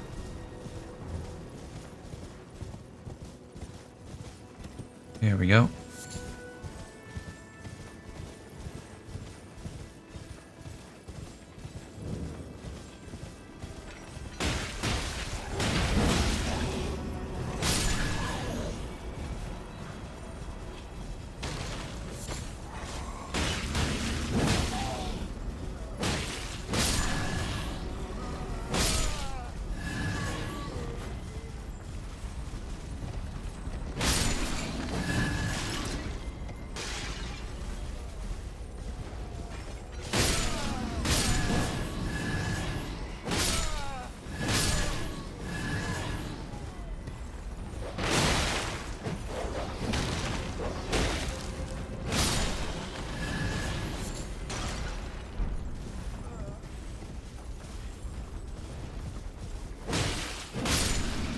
Who wants to eat a raw meat dumpling, chat?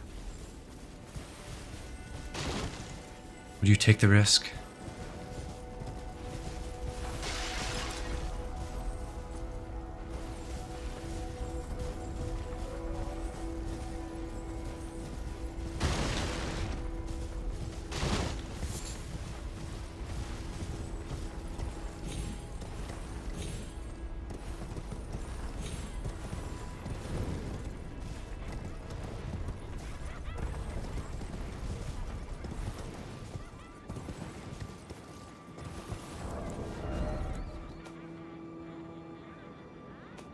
I wish you don't eat meat. That's cool, but If it makes you feel any better about it, I think this is meat from the living jars, so... Well, not animal meat. Exactly.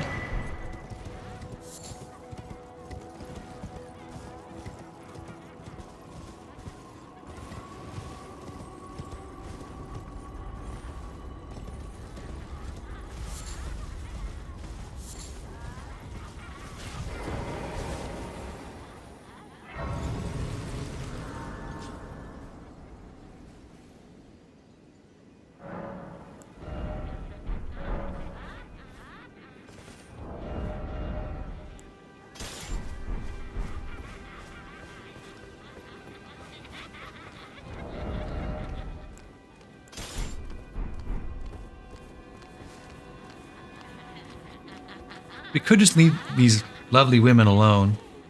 They're only a little bit insane. Giggling all the time. Or we can murder them.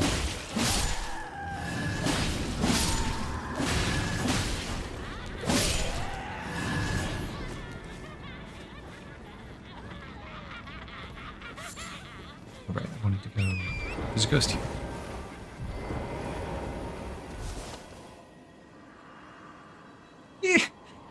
I hear a festive melody. No, no, don't skin me. My hide is filthy, I swear. Yeah, it turns out this is a village where they're all dancing happily because they've skinned people alive as ritual sacrifices. Very wholesome.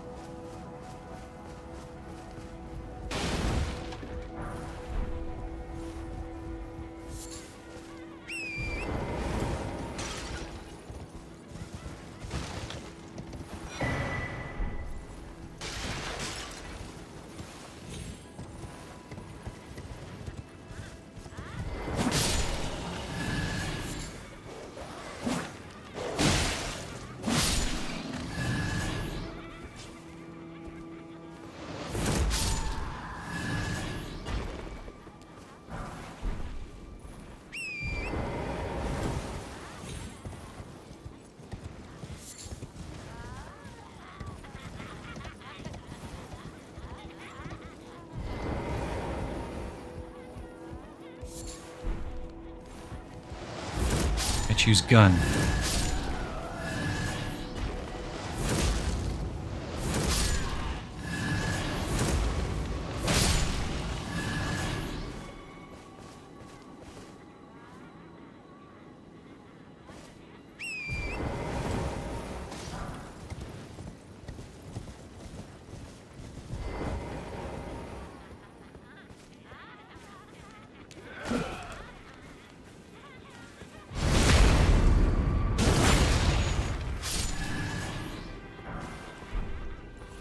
When you sneak attack the sneak attacker.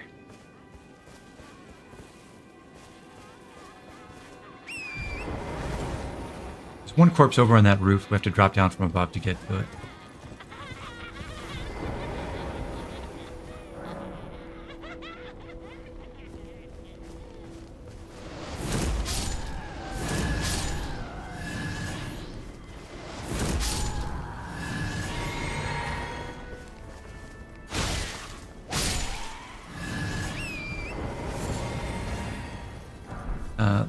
Celebrants have a whole bunch of unique items. A lot of them have really bad drop rates, which is really annoying if you want to get those.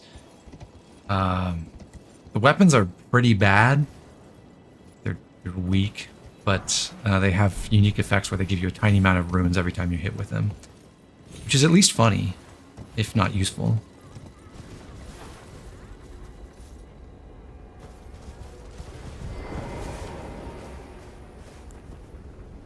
Millicent.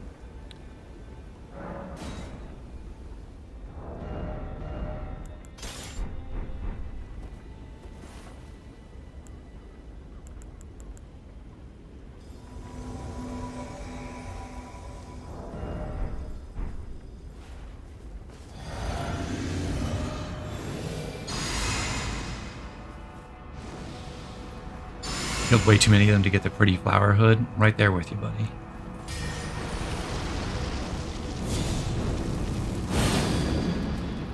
Nice arm, Millicent. This is our first Godskin enemy. They're really weak to sleep pots, but that's not terribly helpful in this fight with an NPC partner because she'll just wake them up anyway. So I will not bother with the sleep pots.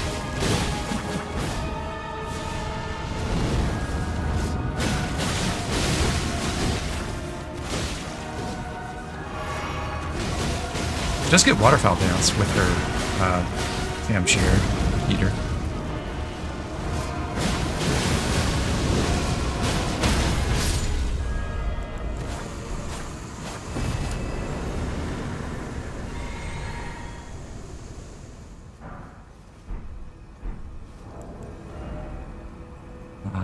Scouring Black Flame is a big Black Flame spread attack in front of you, as the description suggests. And the Godskin Peeler is, I think, the best dex scaling Twin Blade in the game. We could use that. We haven't really been using any Twin Blade stuff, so we might want to upgrade that. It is infusible, but the default skill is also pretty cool. Black Flame Tornado. And we can't... There isn't Ash of War for Black Flame Tornado. You can't get it till way later.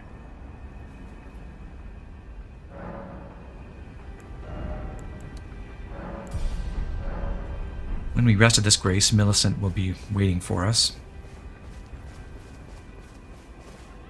This is the first opportunity where you can murder her and take her arm, which will give you the talisman Millicent's Prosthesis, which essentially combines the effect of the Prosthesis Wearer Heirloom +5 dex with the Winged Sword insignia. I think we've had equipped, yeah, for attack boost when you commit successive attacks, and it does stack with the Winged Sword insignia, so it may be optimal to murder Millicent right now and just take that, but I will not do that. Ah, we meet yet again. The arm you gave me truly is a thing of wonder.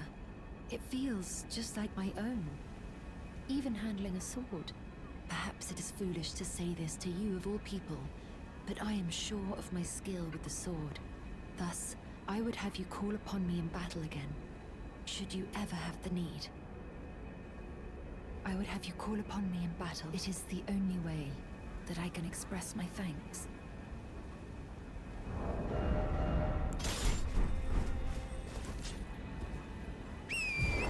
That's all for the village right now. So we're going to move on back down through the village and then up the highway towards the outer wall of Leyndell.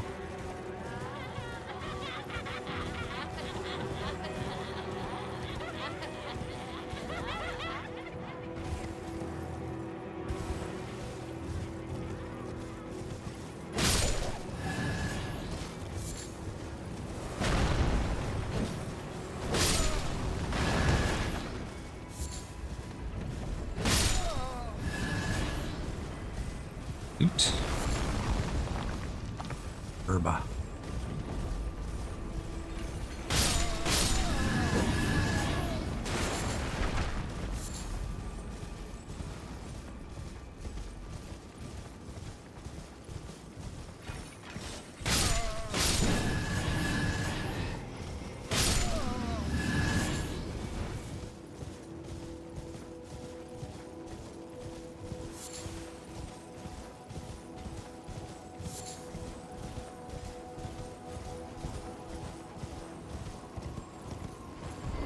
Within these ruins, there's this one noble just suspiciously cowering in the corner.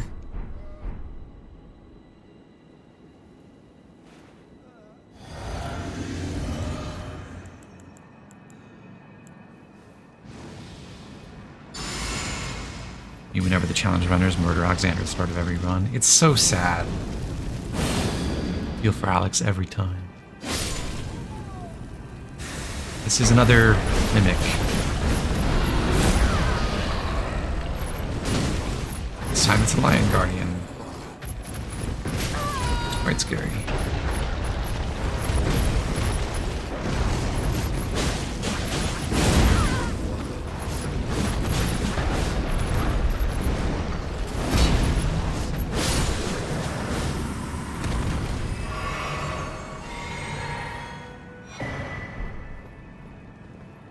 Nice larval tear for our trouble. Thank you, game. Grab some butterflies right there.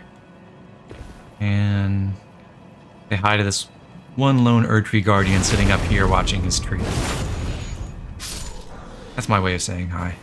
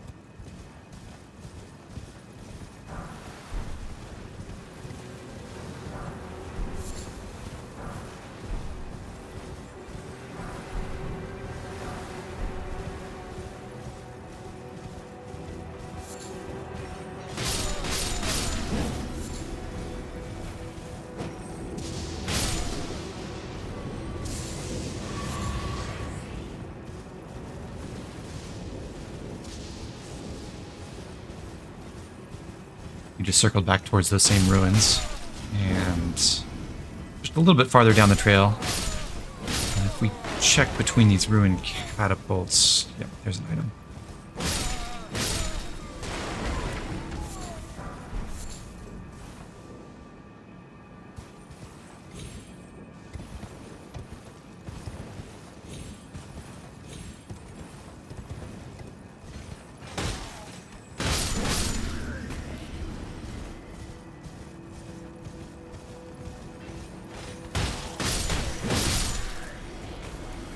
A nice triple kill, if I do say so myself.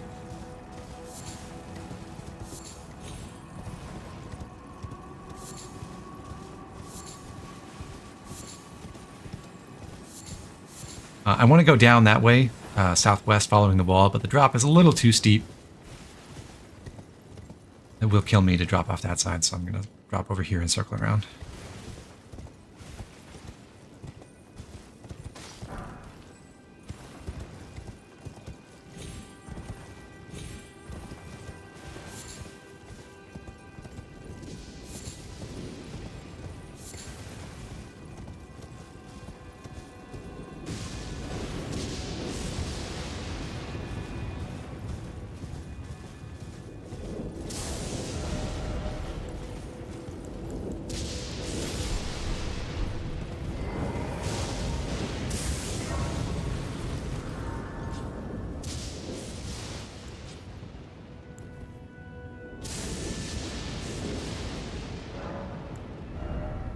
Leveled up, sadly. Okay, so here we are at it's what I call the Stormcaller Plateau. There's a couple bosses here, a couple field bosses in pretty close proximity. I'm going to go first towards this hero's grave. The front door, we can already see there's a figure seated there, which turns out to be another black knife. Assassin.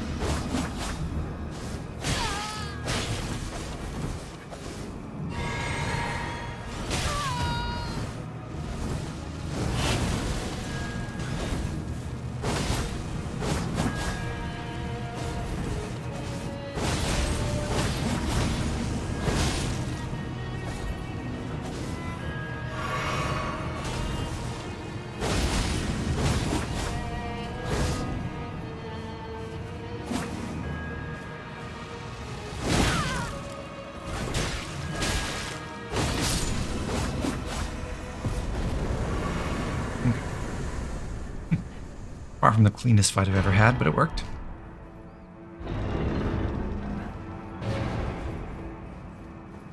Watch out, I think she has a knife. Oh, I appreciate the insight there.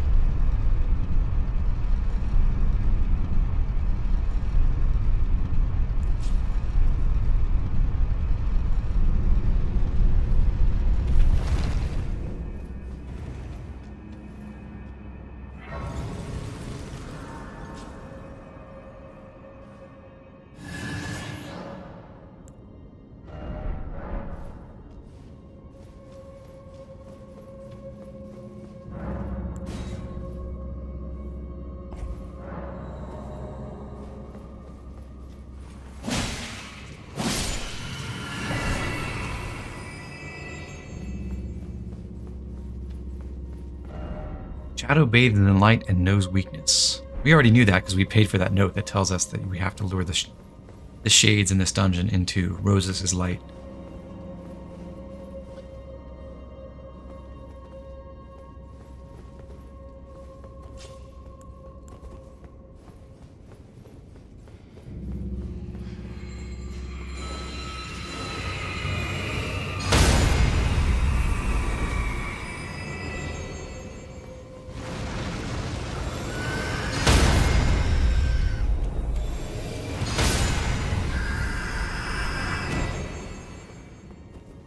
Was cheap.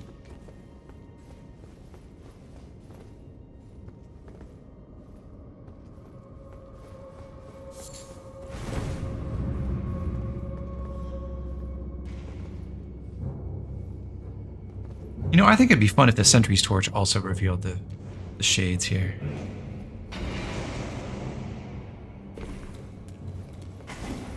Mostly I'm in favor of giving torches more uses in this game.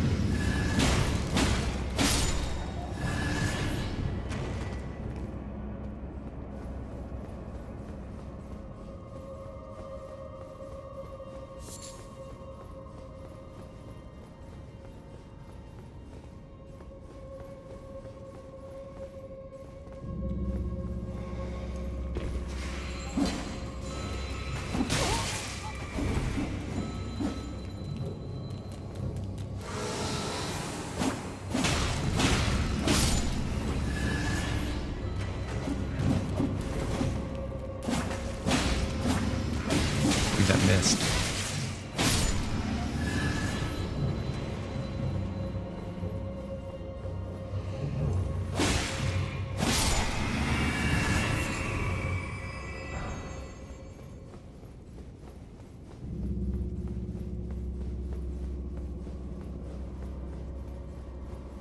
Torch combat win. Did I guess I didn't use torch combat against the one giant Miranda at the Waypoint Ruins. This run, did I?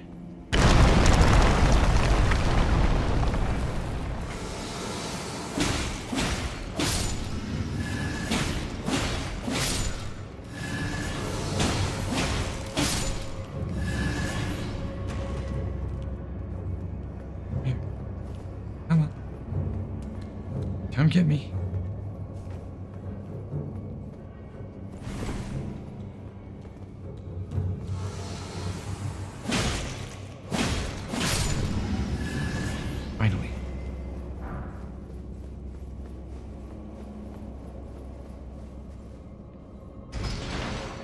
Where's the Ghost Flame Torch? I haven't picked that up yet, have I?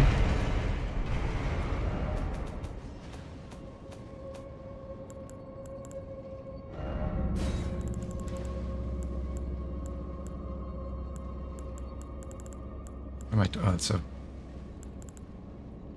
It's not a catalyst. Where are my torches at?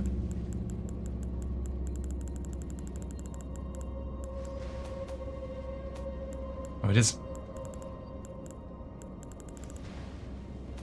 Am I just missing them? In the menu?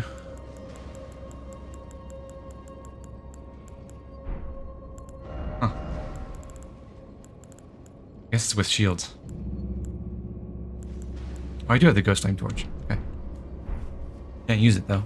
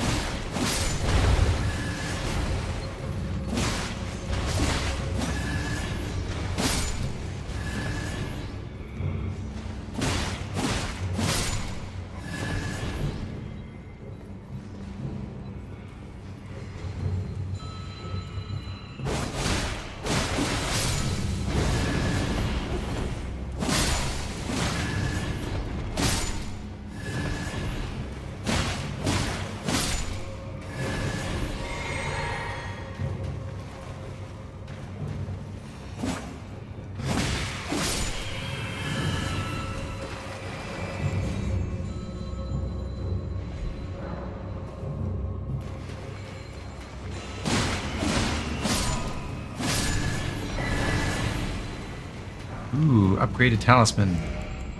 Yay. It's like 2% more damage reduction or something.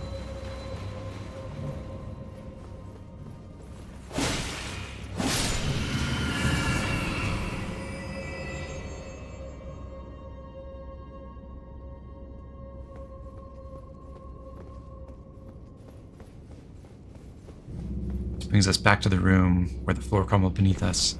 So this time I'll make sure to go around and get this item.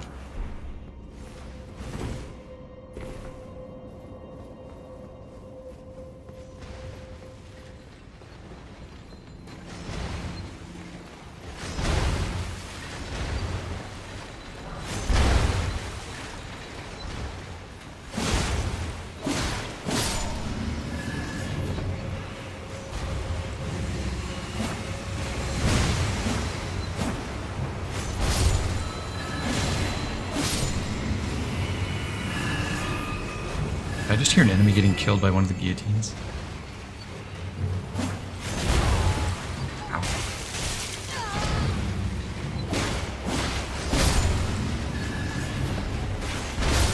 Nice. Can't go through the boss door yet, but right here there is an elevator, or ladder, that we can climb.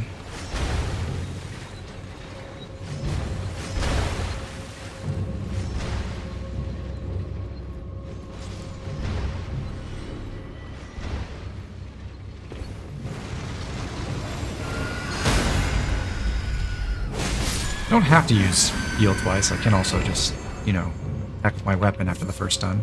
It's deeper that way.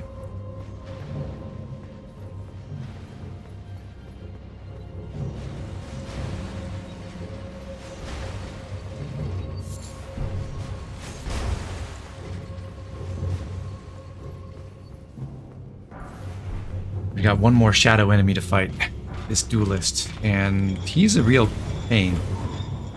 Because we have to lure him all the way back to that the light in the room where the floor crumbled, and he's pretty reticent to walk into it.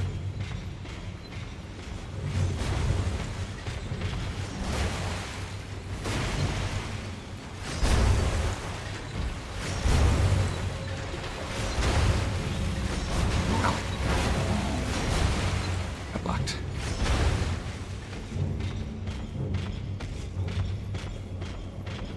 I say that, and this time, the one and only time I've ever seen this happen, you just run straight to it without stopping. Give me luck.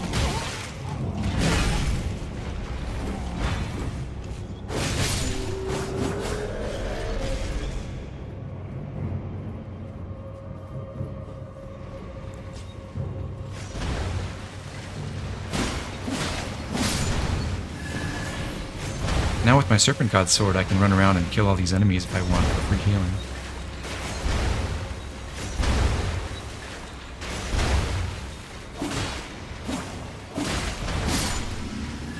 It's not much, though. Just a nice bonus while I'm running around. And of course, if I run into someone's grab, it negates all that progress.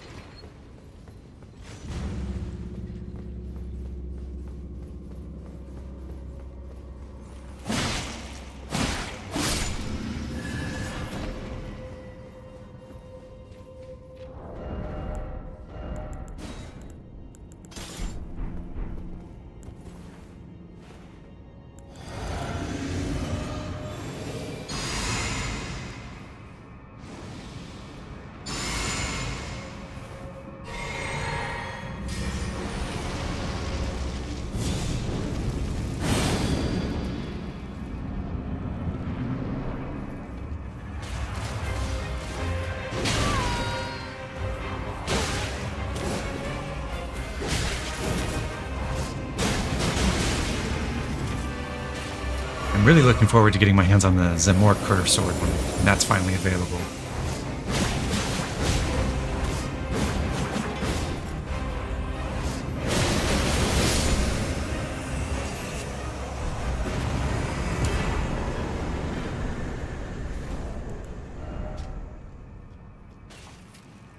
Dragon Knight Kristoff, it turns out, is the one who captured Godefroy the Grafted and put him in that Ever jail down by the Grand Lift. That's about the extent of the lore we know about Godefroy, though.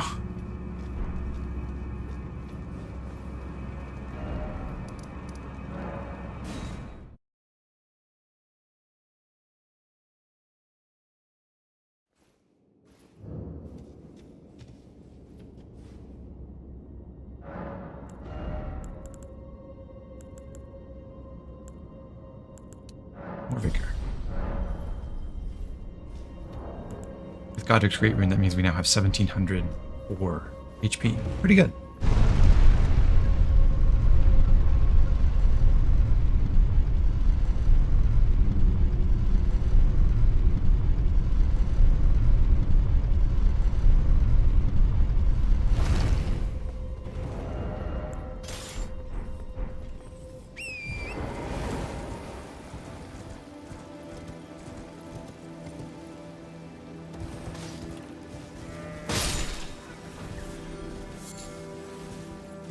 Golden sheep up here are probably the funniest wildlife in the game. Let's see if they do their thing.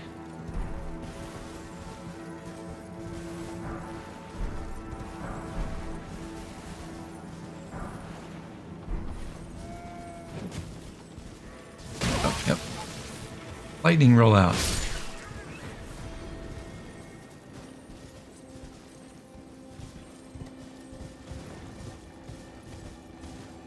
Happily, we can acquire that skill for ourselves from this scarab.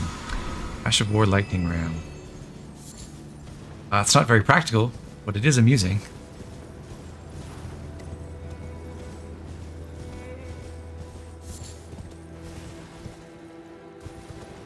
They're merry, exactly. You flail.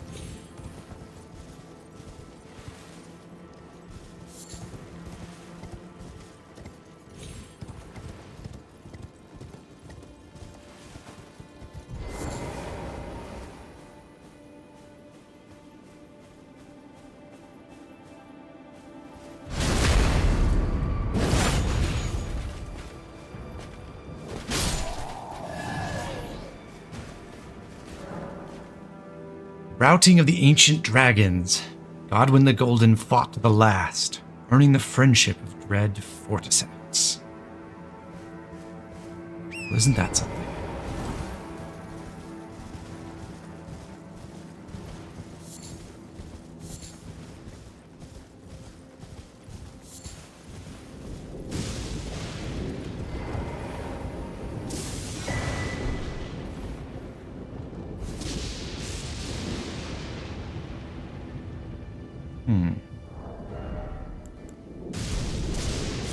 Let's see how well our gun does in this fight.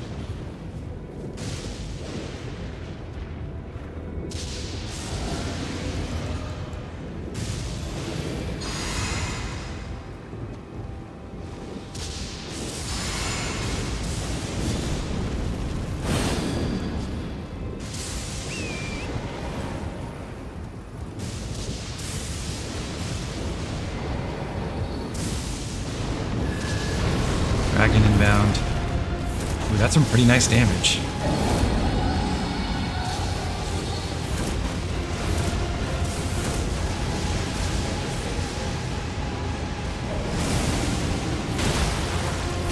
Double hit with the weapon hitbox, nice. Straight to that. No.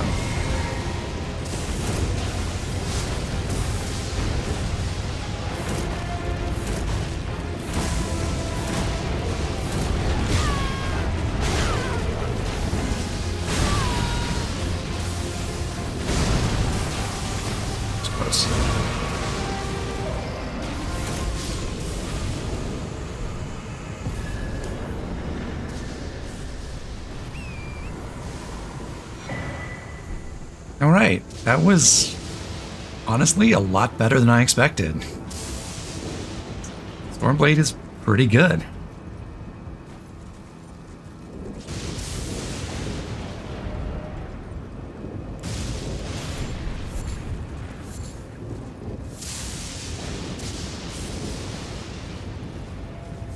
We did find a painting before that had a view of Mount Gelmir, and this is that spot. We get the harp bow from that.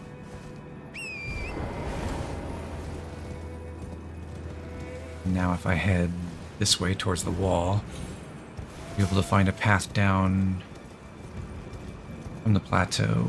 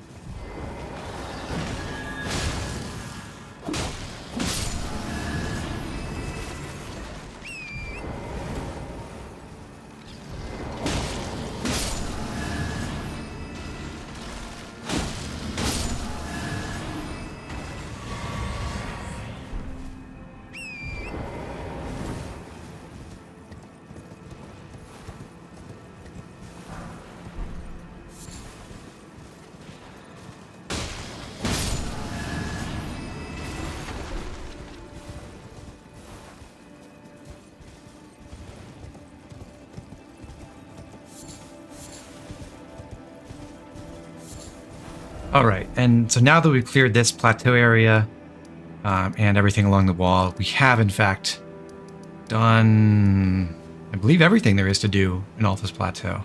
Haven't quite cleared Mount Gelmir because we haven't done the trail up through the campsites up to Volcano Manor, so we'll come back to that later. But our next stop is the path towards the capital, Leyndell.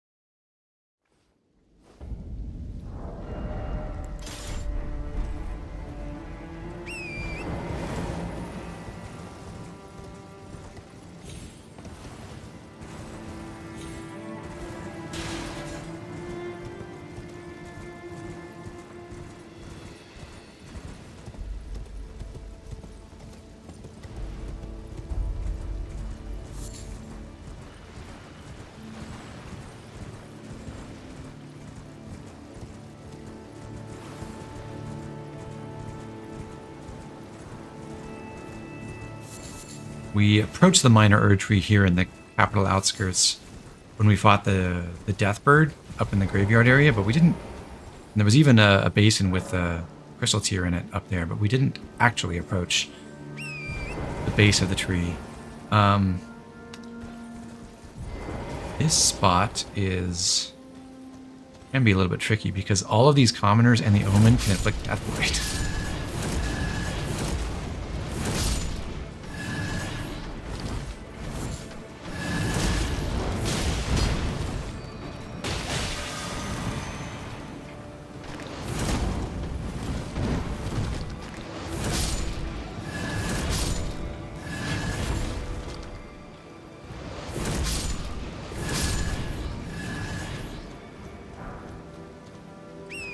That's a problem a little kiting can solve, though.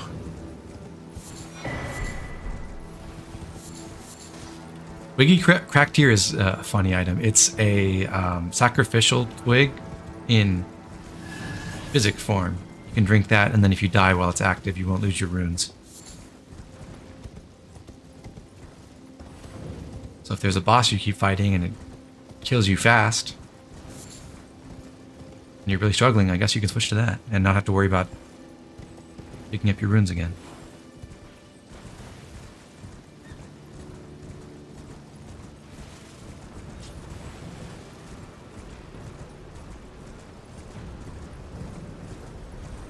This area is delightful. 2 archer golems. Luckily, they don't respawn.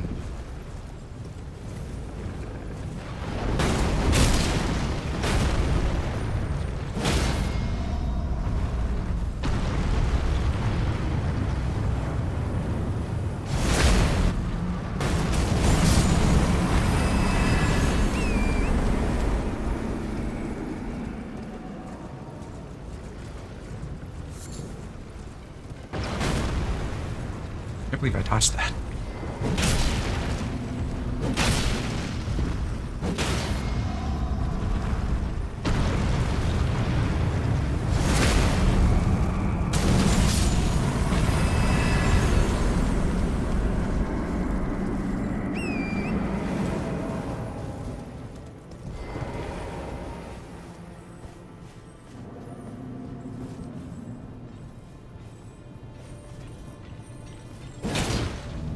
Maybe ill-advised, but what if I use Spinning Chain?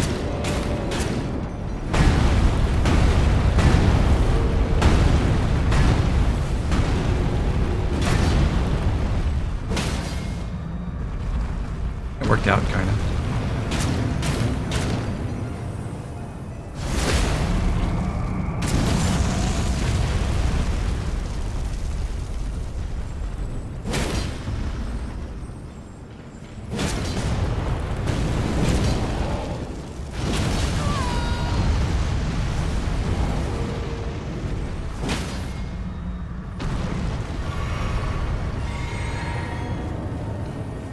Crit for me.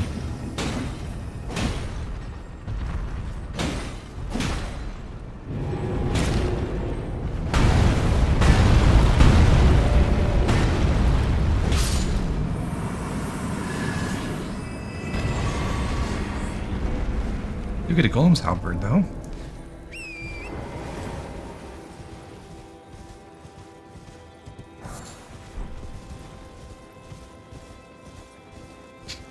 Come to think of it, I probably should have leveled up with the last grace I worked to.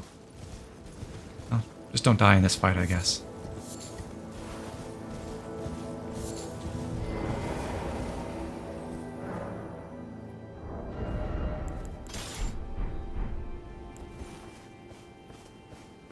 Two summon signs on the trail. One for Tragoth,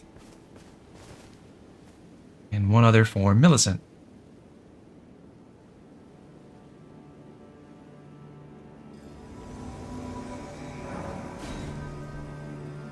So if we had not managed to see Tragoth when fighting Radahn and we didn't summon him at the Ruin-Strewn Precipice, when he does that wave there, we would get the... I think it's Casual Greeting is the gesture he gives. We'd finally obtain that right there. So the next fight is against this enemy, a Draconic Tree Sentinel.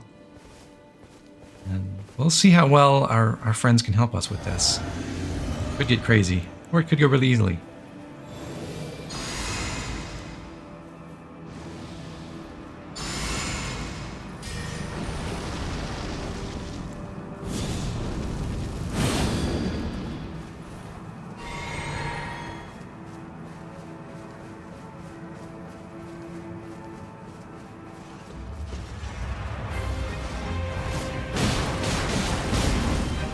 Free hit.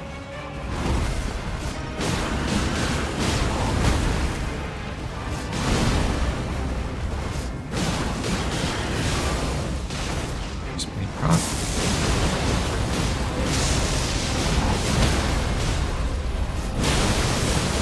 It's completely distracted by Tragoth. Good job, Tragoth. Another bleed proc.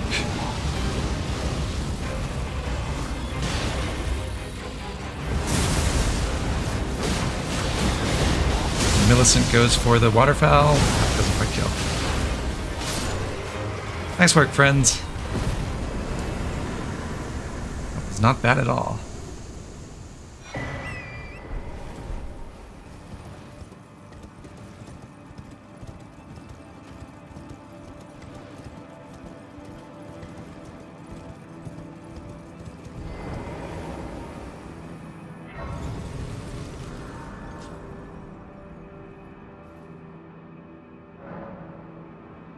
At least he got 3 moves off, yeah. Oh, I should also use my Sacred Tear. I forgot about that, too. So, level up. I think it's time for more decks. Yes, please.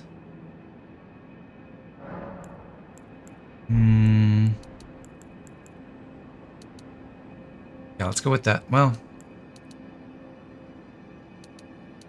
I'd really prefer to have 20 strength and 40 dex very soon. I think I'm going to be a little bit shy. I'll go for the strength first and then just put the rest in. No, I'll go with dex first. At least get that to 35.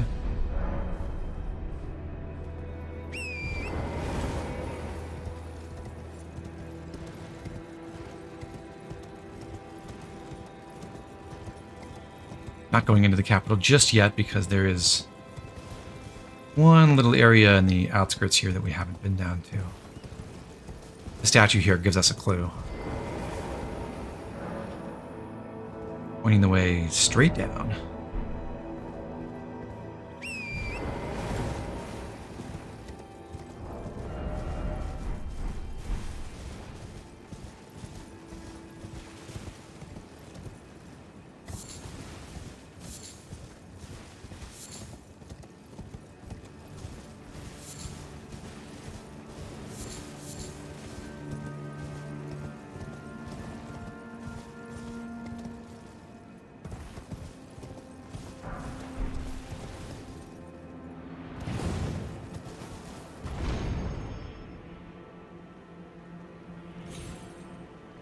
Whee!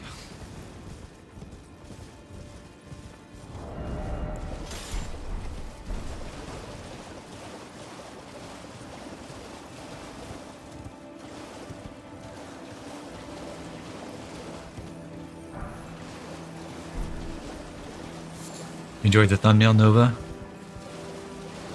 I'm glad. Stupid crab here. There it is.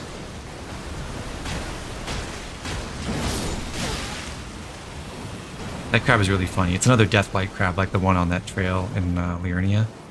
And you can use him to cheese an invader fight later. What are you looking at? Oh, you again, is it? Perfect bloody timing, actually. I got crab cooked up fresh. We don't really have any need for this because we have other body buff spells to use, but especially like if you're not investing in faith at all, boiled crab is an amazing item. It's, I think, 60 seconds of 20% damage, physical damage resistance, and you can buy them infinitely. So yeah, you could easily just like, buy 100 right now and have a huge supply to last for basically the rest of the game. Hey, there's something I should probably tell you. You heard of the Dung Eater? He's a madman. Has it out for everyone. Curses him. Goes round in his rank armor and all. You see him though. Stay, well, away. I was in the same jail as him once, so I know firsthand. He's a god-forsaken monster. Not just some petty thug like me. He's a killer. Kills people. And curses the souls. Does all sorts of shit to the corpses. To keep them cursed forever. I ain't seen nothing more disgusting in all my years. I ever been more scared neither. Rooted to the bloody spot while he did that. To my friend. That does sound horrific. Also, if you do buy some crab, you get extra dialogue from Boggart here. You've got a real thing here, eh? And it's only getting better. He knows he can trust you now. That's right, buddy. We are best friends. I know you were mean to Raya back then, but it's water under the bridge now.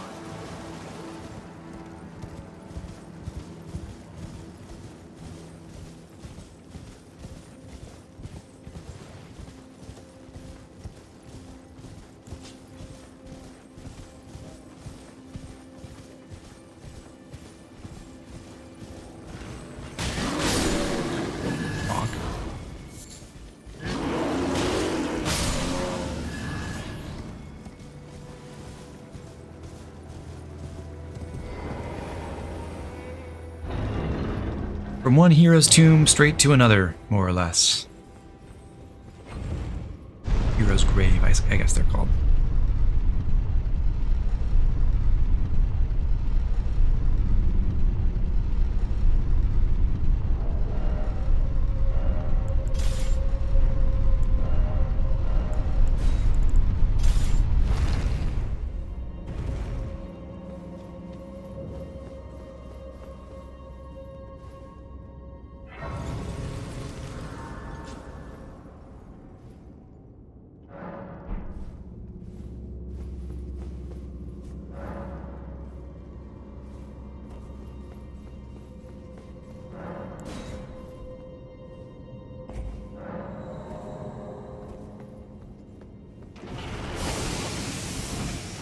Time for gun.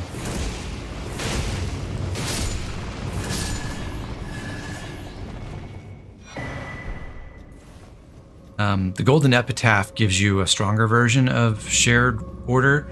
I think it's 100% damage multiplier for those who live in death as an aura buff. So if you stack all the buffs you can against those enemies, all of them become very easy. And that's fun in my book.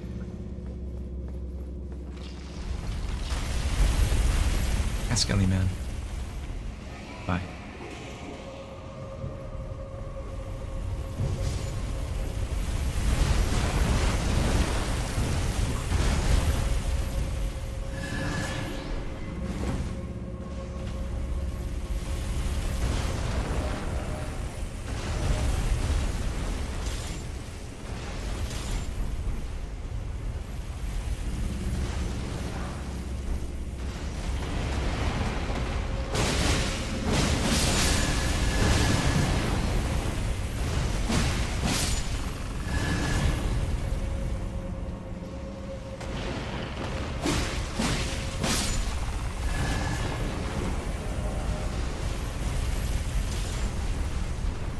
Also increases your overall damage. No, yes, I believe it does. Not as much as Golden Vow does, but it is part of the bonus, yes.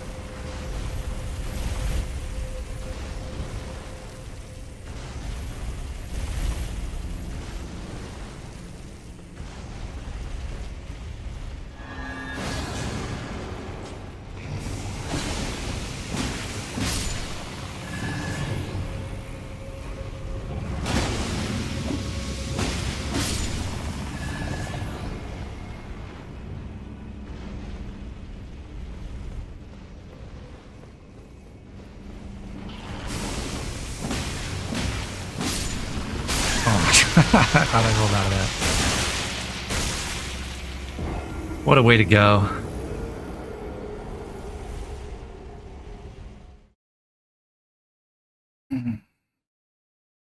I did get the...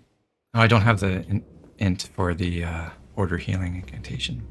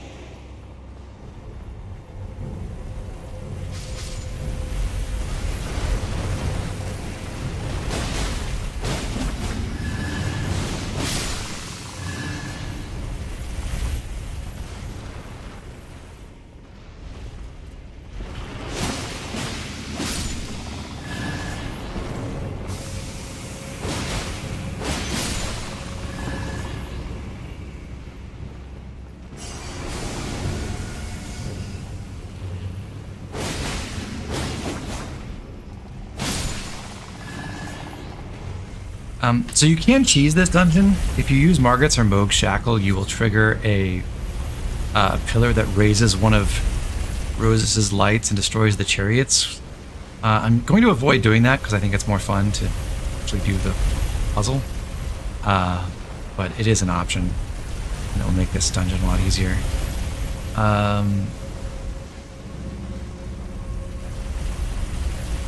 Two chariots are in... Well, oops. My head hit. I have an annoying pattern right now.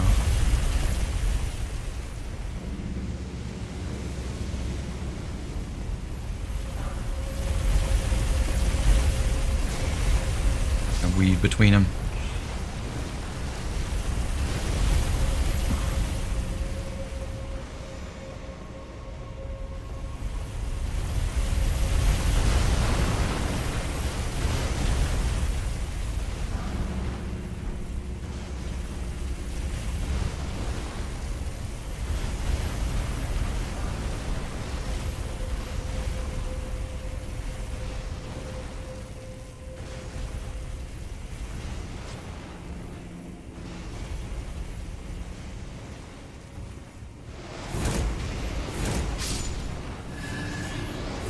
is the time for gun.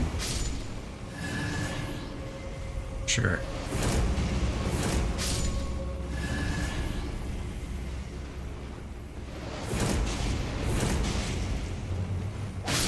Not a two-shot if there's not a surprise hit. Exactly.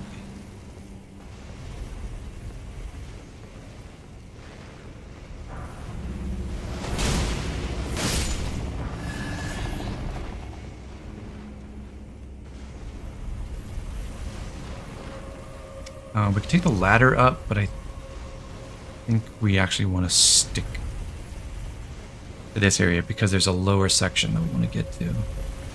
Reach the pillar that unlocks the way to the boss. Well, technically the way to the boss is already unlocked. You can just run to the boss door and open it. Weirdly. It's like one of two dungeons where there is a closed boss door, but there's no lever to open it. You just walk up to it and open it. And that works. Which I find very confusing. Like, why would you train... Oh, change the camera angle. Why would you train the player about that and then just let them believe without checking that you can't open that door and then there's actually no mechanism in this dungeon to open it?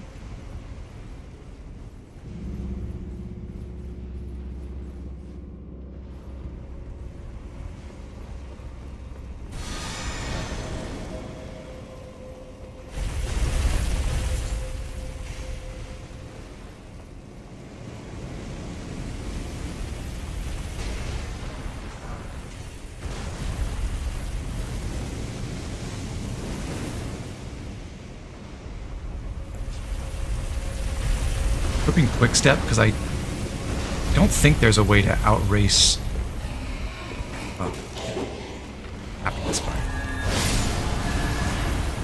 I want to run down this slope, and I don't think there's a way to outrace the chariot to the safe zones unless you have something faster than just running. I think quick step can just barely get there. Nope, never mind. Probably need to Raptor the Mist then to just dodge it.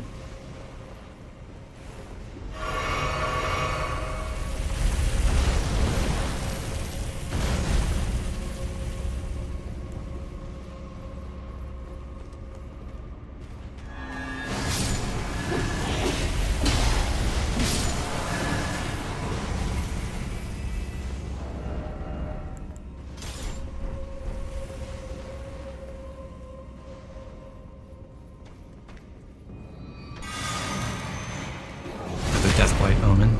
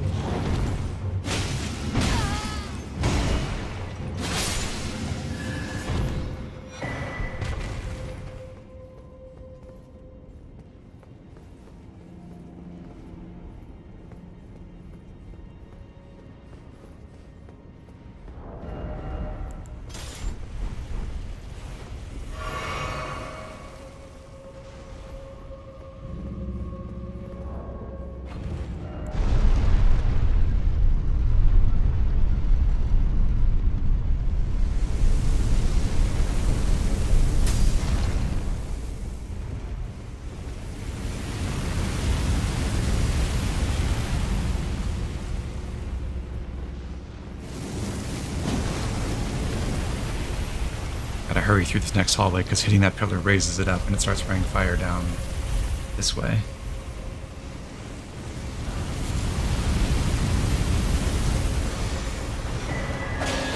But what it also does is it kills the chariots. I'm not exactly sure what the mechanism is for killing the chariots, but summoning this light does that for whatever reason. And we get the Tree Sentinel set from that, which I also don't really understand because nothing else in this dungeon has anything to do with Tree Sentinels, but there you have it. Tree Sentinel armor is pretty good. It's really heavy armor. But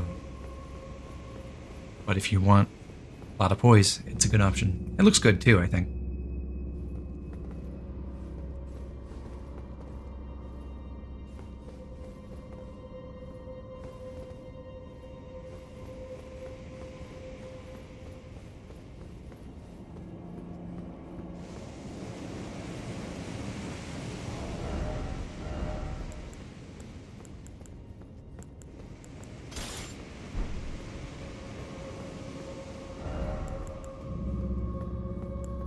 this upcoming fight could be pretty challenging.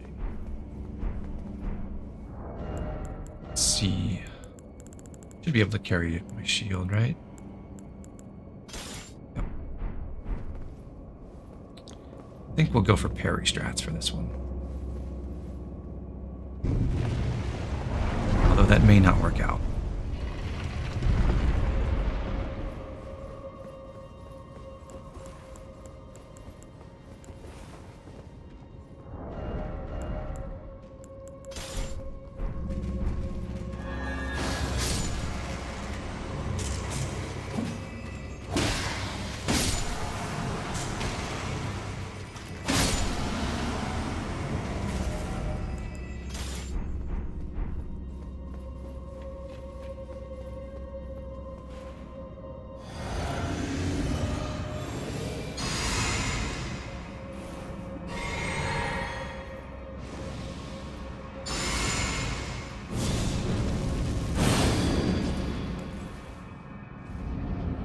This is the Crucible Knight duo boss. They are really aggressive.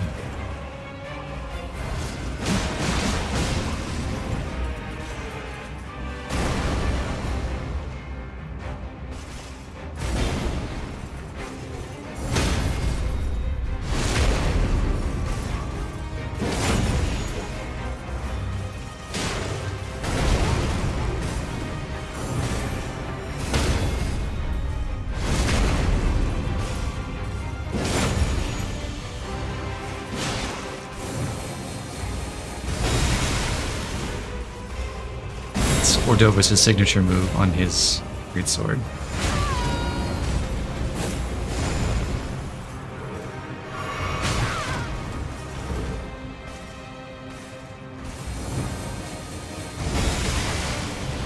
I don't know if you even can roll through that. Maybe you have to back away.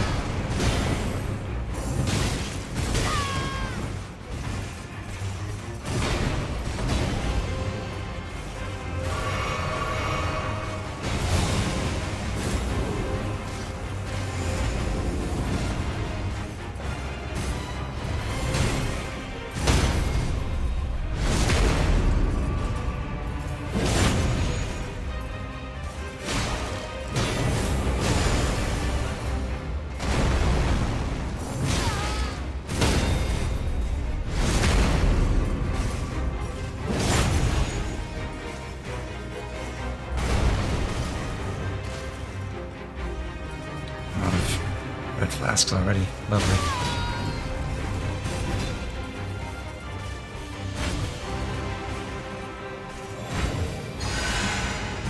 If I got away with that, kind of.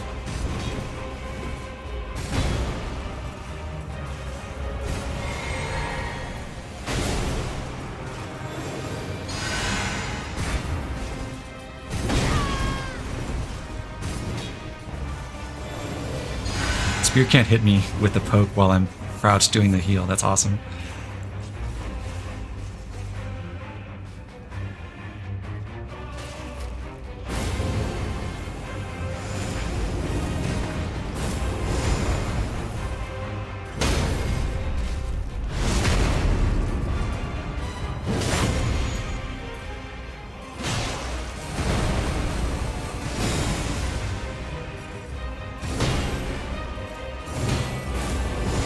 Shameful.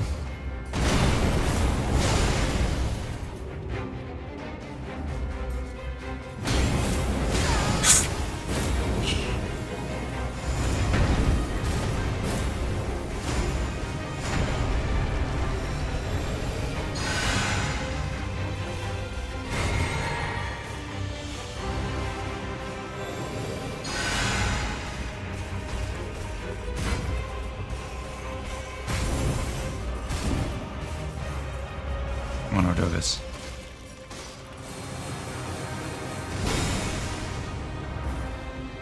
Maybe I should use gun more.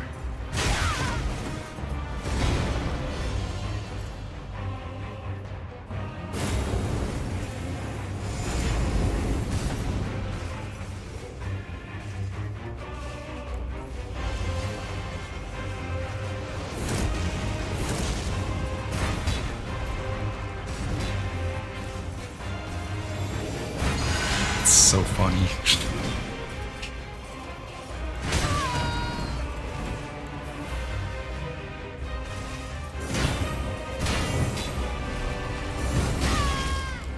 Don't really know the parry timing for the spear Crucible Knights.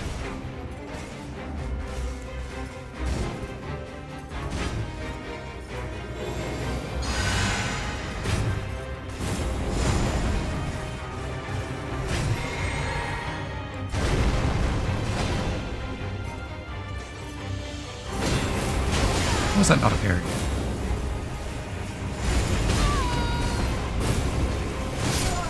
Got me.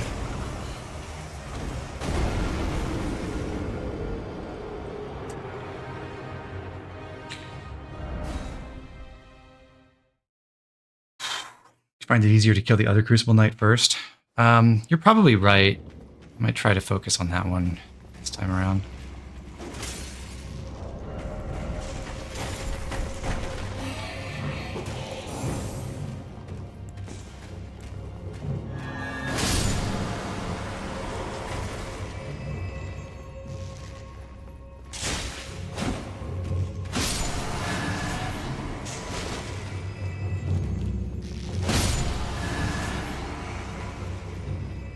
I think if you don't kill those guys, there's a chance they run to the mist wall and start shooting arrows through it.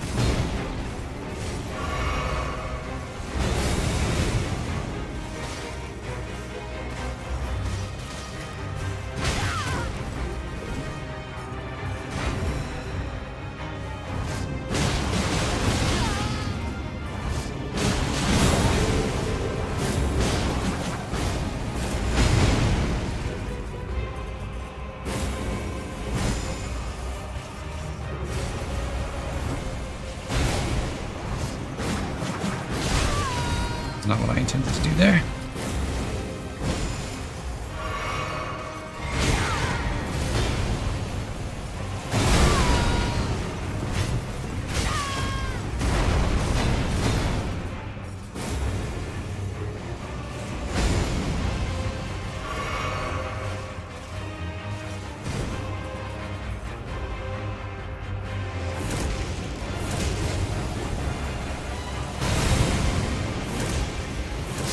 Okay, one down.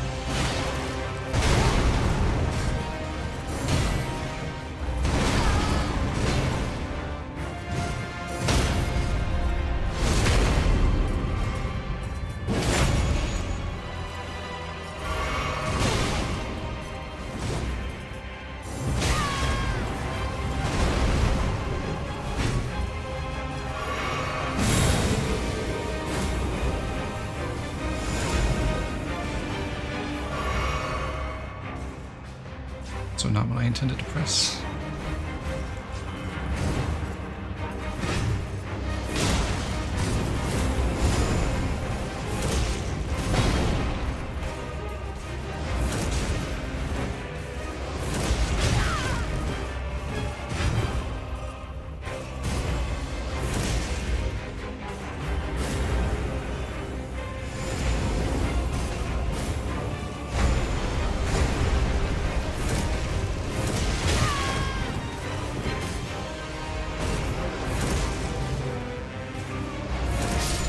Finally. Our reward is Ordovis's entire equipment set, the Crucible Axe armor and Ordovis's greatsword, which is a really cool strength faith weapon. I've not really had occasion to use it, but I've seen it in action, and it seems pretty awesome. That is, honestly, I think that is the toughest duo fight in the game. There aren't that many things you can do to cheese Crucible Knights either, unlike, say, the Godskin duo. Well, okay, take that back. Valiant Gargoyles might be worse. But if that's the case, I think the Crucible Knight duo is a close second.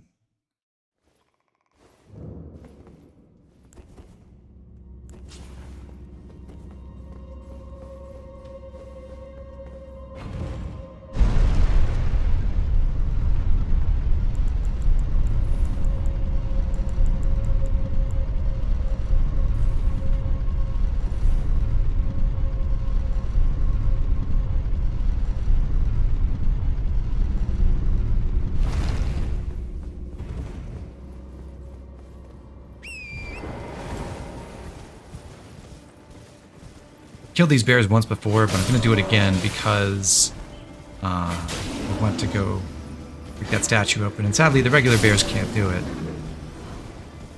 But there is a rune bear, a trail here.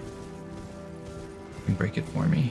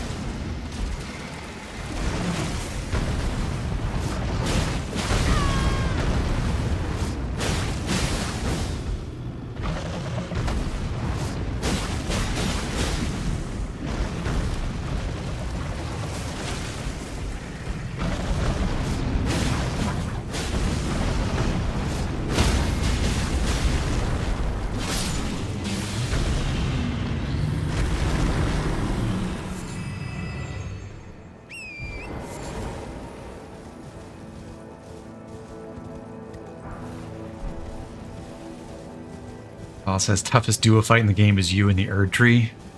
Right on, man. Wouldn't it be cool, as a New Game Plus feature, if you could summon bosses fight with you, not just like the other Spirit Ashes? Just randomly bring Elden Beast to go fight, like, the Beastmen of Fair Missoula.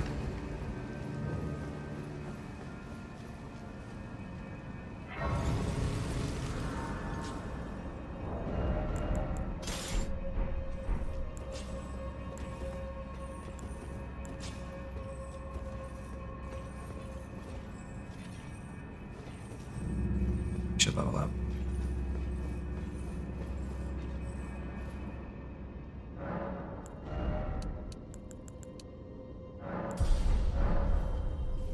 Somebody used Cheat Engine to make everything summonable turned into Pokemon.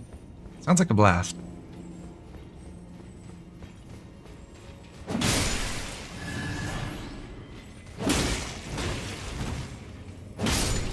So, Leyndell seems to have a habit of making trick dungeons. This is especially trick catacombs.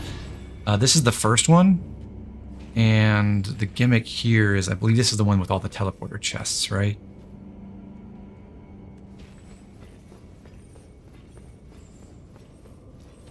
Yes. So, I forget if there's I think it's two parallel copies of like pretty much all the rooms in this dungeon, and the teleporter chests swap you between like which version of the dungeon you're in. But you end up crossing what seems to be the same room multiple times.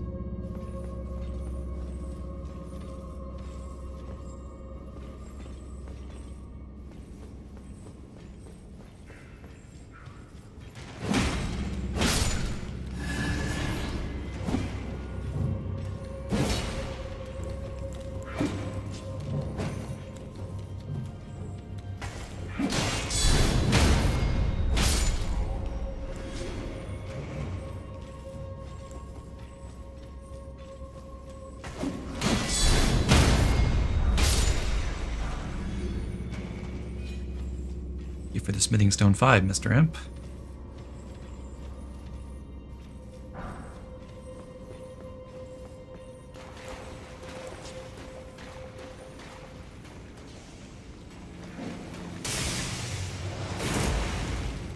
And hit with the Stormblade. Okay, that's good. The collision is not very favorable. Alright, we'll come back to him.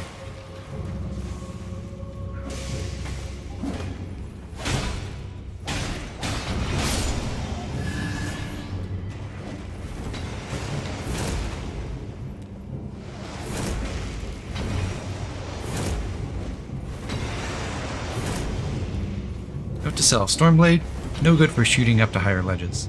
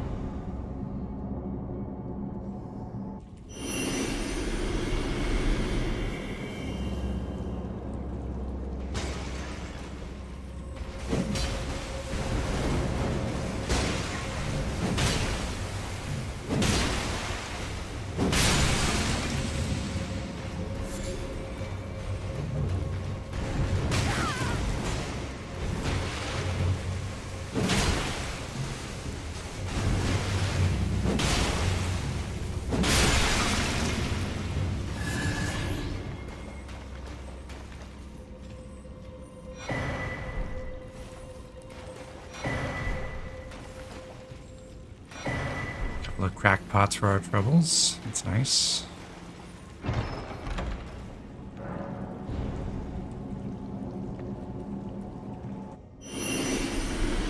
That brings us right back where we were.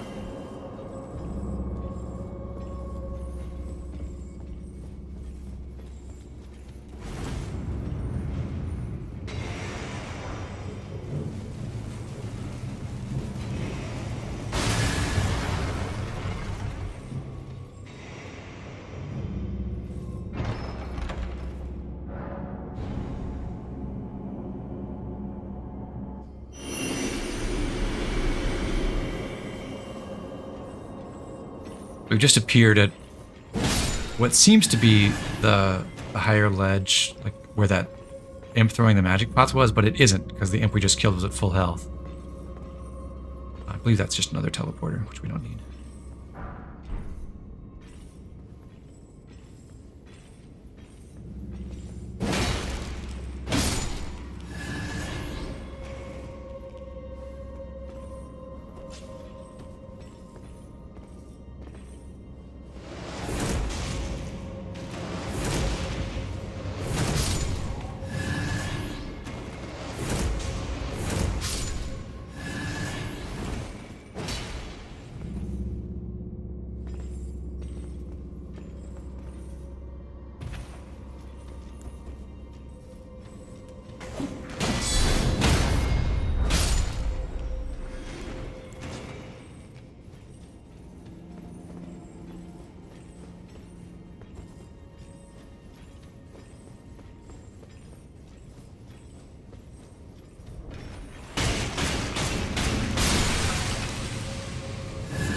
Levia spin and chain.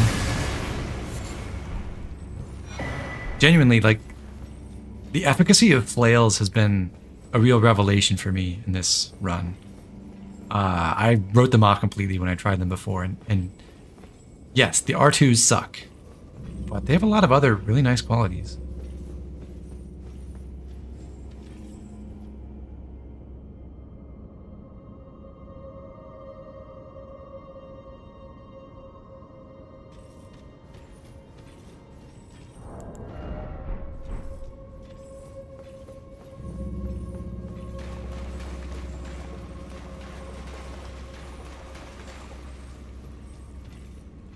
Also, you get the strongest ones quite early. True.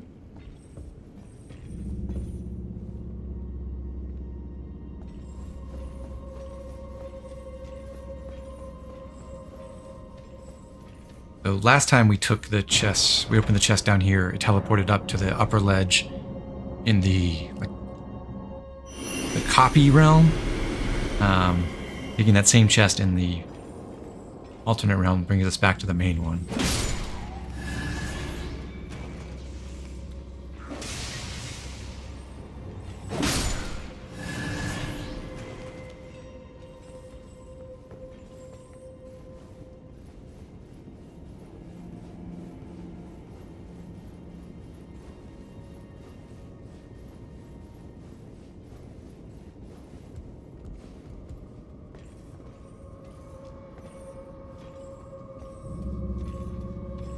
There's not an enemy in here.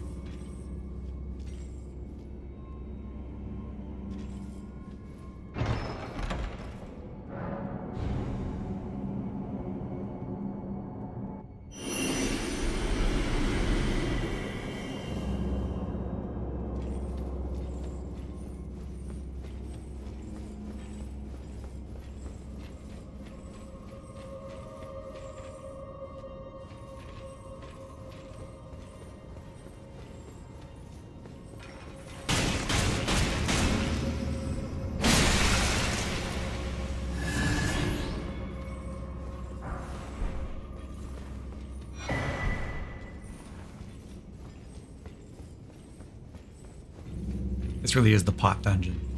Multiple ritual pots, multiple crack pots. Jars everywhere.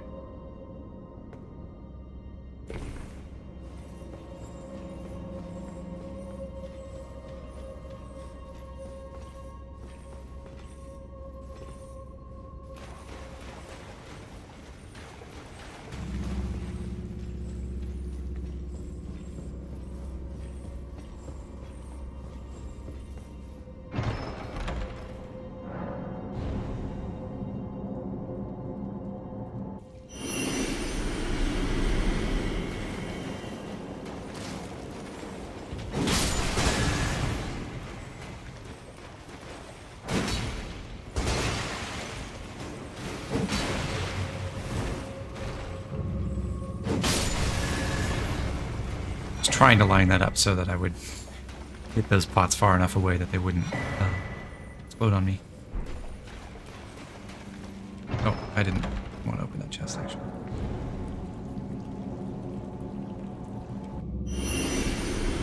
Let's...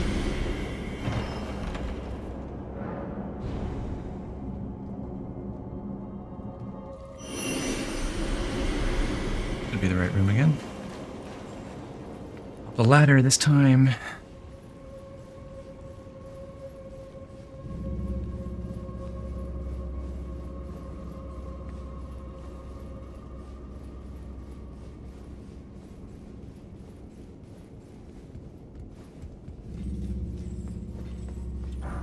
And there's the lever.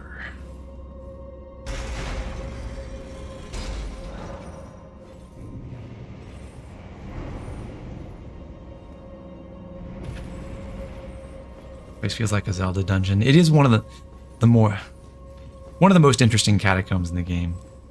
I do enjoy it, even if it is a bit confusing.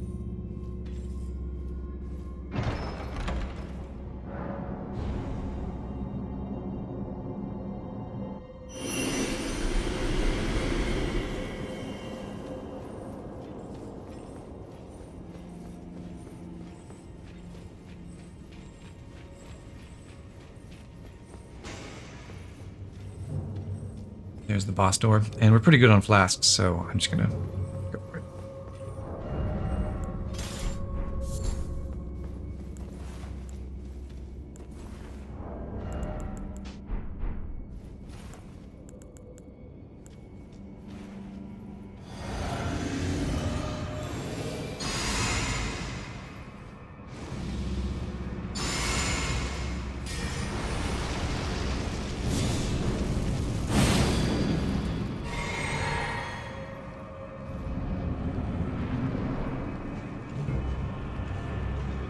This Grave Warden Duelist is accompanied by a bunch of living jars, but if I just stand here, they don't come after me. It's nice.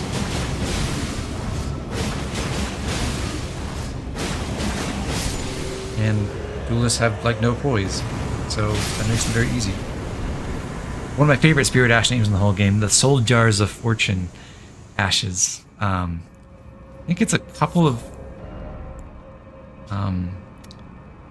okay, 3 living jar spirits. And I think they explode. Yeah, they explode when they die. Also, they explode when they get hit with any kind of fire. So don't use them against a fire boss, probably.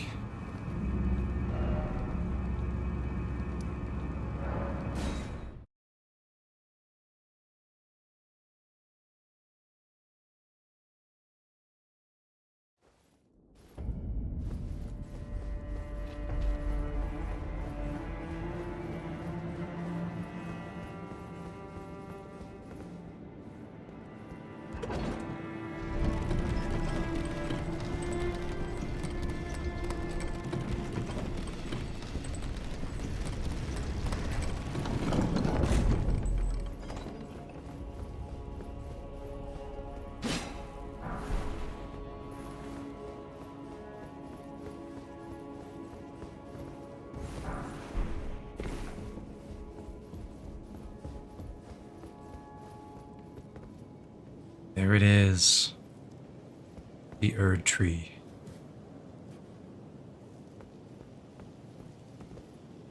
And the way to its base. What a view. Late day is a great time to view this, apparently.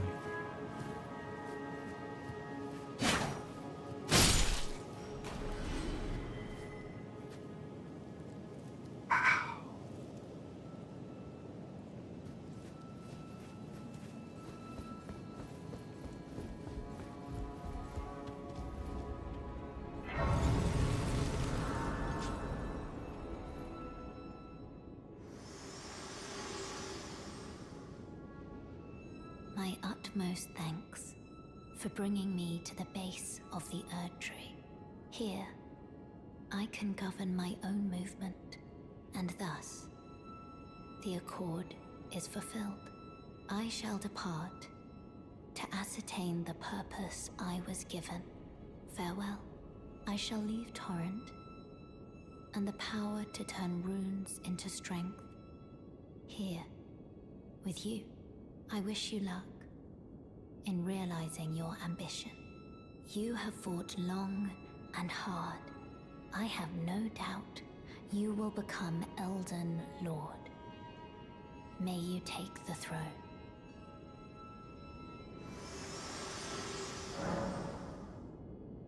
So long, Malenia. You find what you're searching for.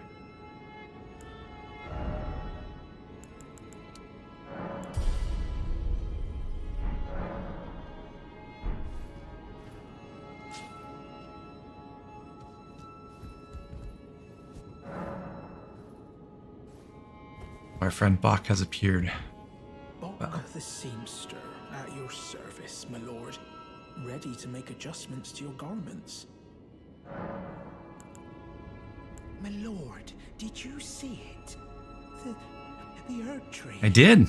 I don't really have the words for this, but I was so dazzled. I felt something stir in my breast. The Erd Tree is waiting for you, my lord. I know it, I do. I feel it in my bones. Oh, please, take the throne of Elden Lord. My lord, have you ever wished you might be born again? Well, they say that Renala of Rea Lucaria has the power to help people be reborn.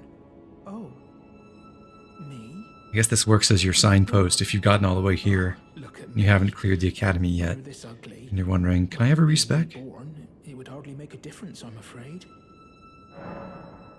You can give Bach a larval tier, in which case he will go to the Grand Library in Rea Lucaria and try to be reborn. And because he doesn't have the Great Rune of the Unborn, it will not go well for him. We have a better solution to this. If you recall, Malenia told us that she thinks someone needs to tell Bach that he's beautiful. We found the prattling pate that will say, "You're beautiful." You're beautiful. this seems ready to make... If you say that in his presence, you will recognize it. Did I just hear my mum speaking? Thank you very much. Mum was always the only one who said I was beautiful. And now, my dear Lord, let me hear her voice. Oh, please, if I may dream just once. Do you feel the same way my mum did, my lord? Do you think I'm beautiful despite these looks? Genuinely do. I'm blind, so My lord, no, take it with a grain of salt. my dear lord, I, Bok the seamster, am forever in your service. May the throne of Elden Lord be yours. Thanks for being such a good pal, Ready, Bok. my lord. Please do be safe on your journeys. Now we step through here and we get not just a view of the Erdtree, but a view of the entire city, Leyndell, royal capital. It's a huge dragon, Colosseum in the distance, and all the residences down below in the main avenue, the ramparts, the citadel up here, leading the way to the Erdtree. That is what we're going to explore next time. Gonna stop stream a little bit early, make it a little bit shorter than previously because I don't want to stop halfway through the royal capital. And there's a lot to do in here. It's basically 2 legacy dungeons in one, at least the way we're doing it. So it'll be quite a stretch, and so that'll be next time. Henry wishes the alteration system was more depth than just removing capes. I absolutely agree. There's so much more you could do with that. And in Elden Ring 2 or whatever, I hope they do. How bad do I think rent was in Leyndell? It was horrible, but management for the last several thousand years has really let the place go, so it's probably pretty cheap now. Assuming you can put up with all the residents who are here to kill you. Does look like a fancy place to live, though. Look at those golden rooftops.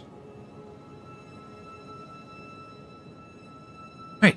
So, have a good day, everyone, and I'll catch you next time. Thanks for coming.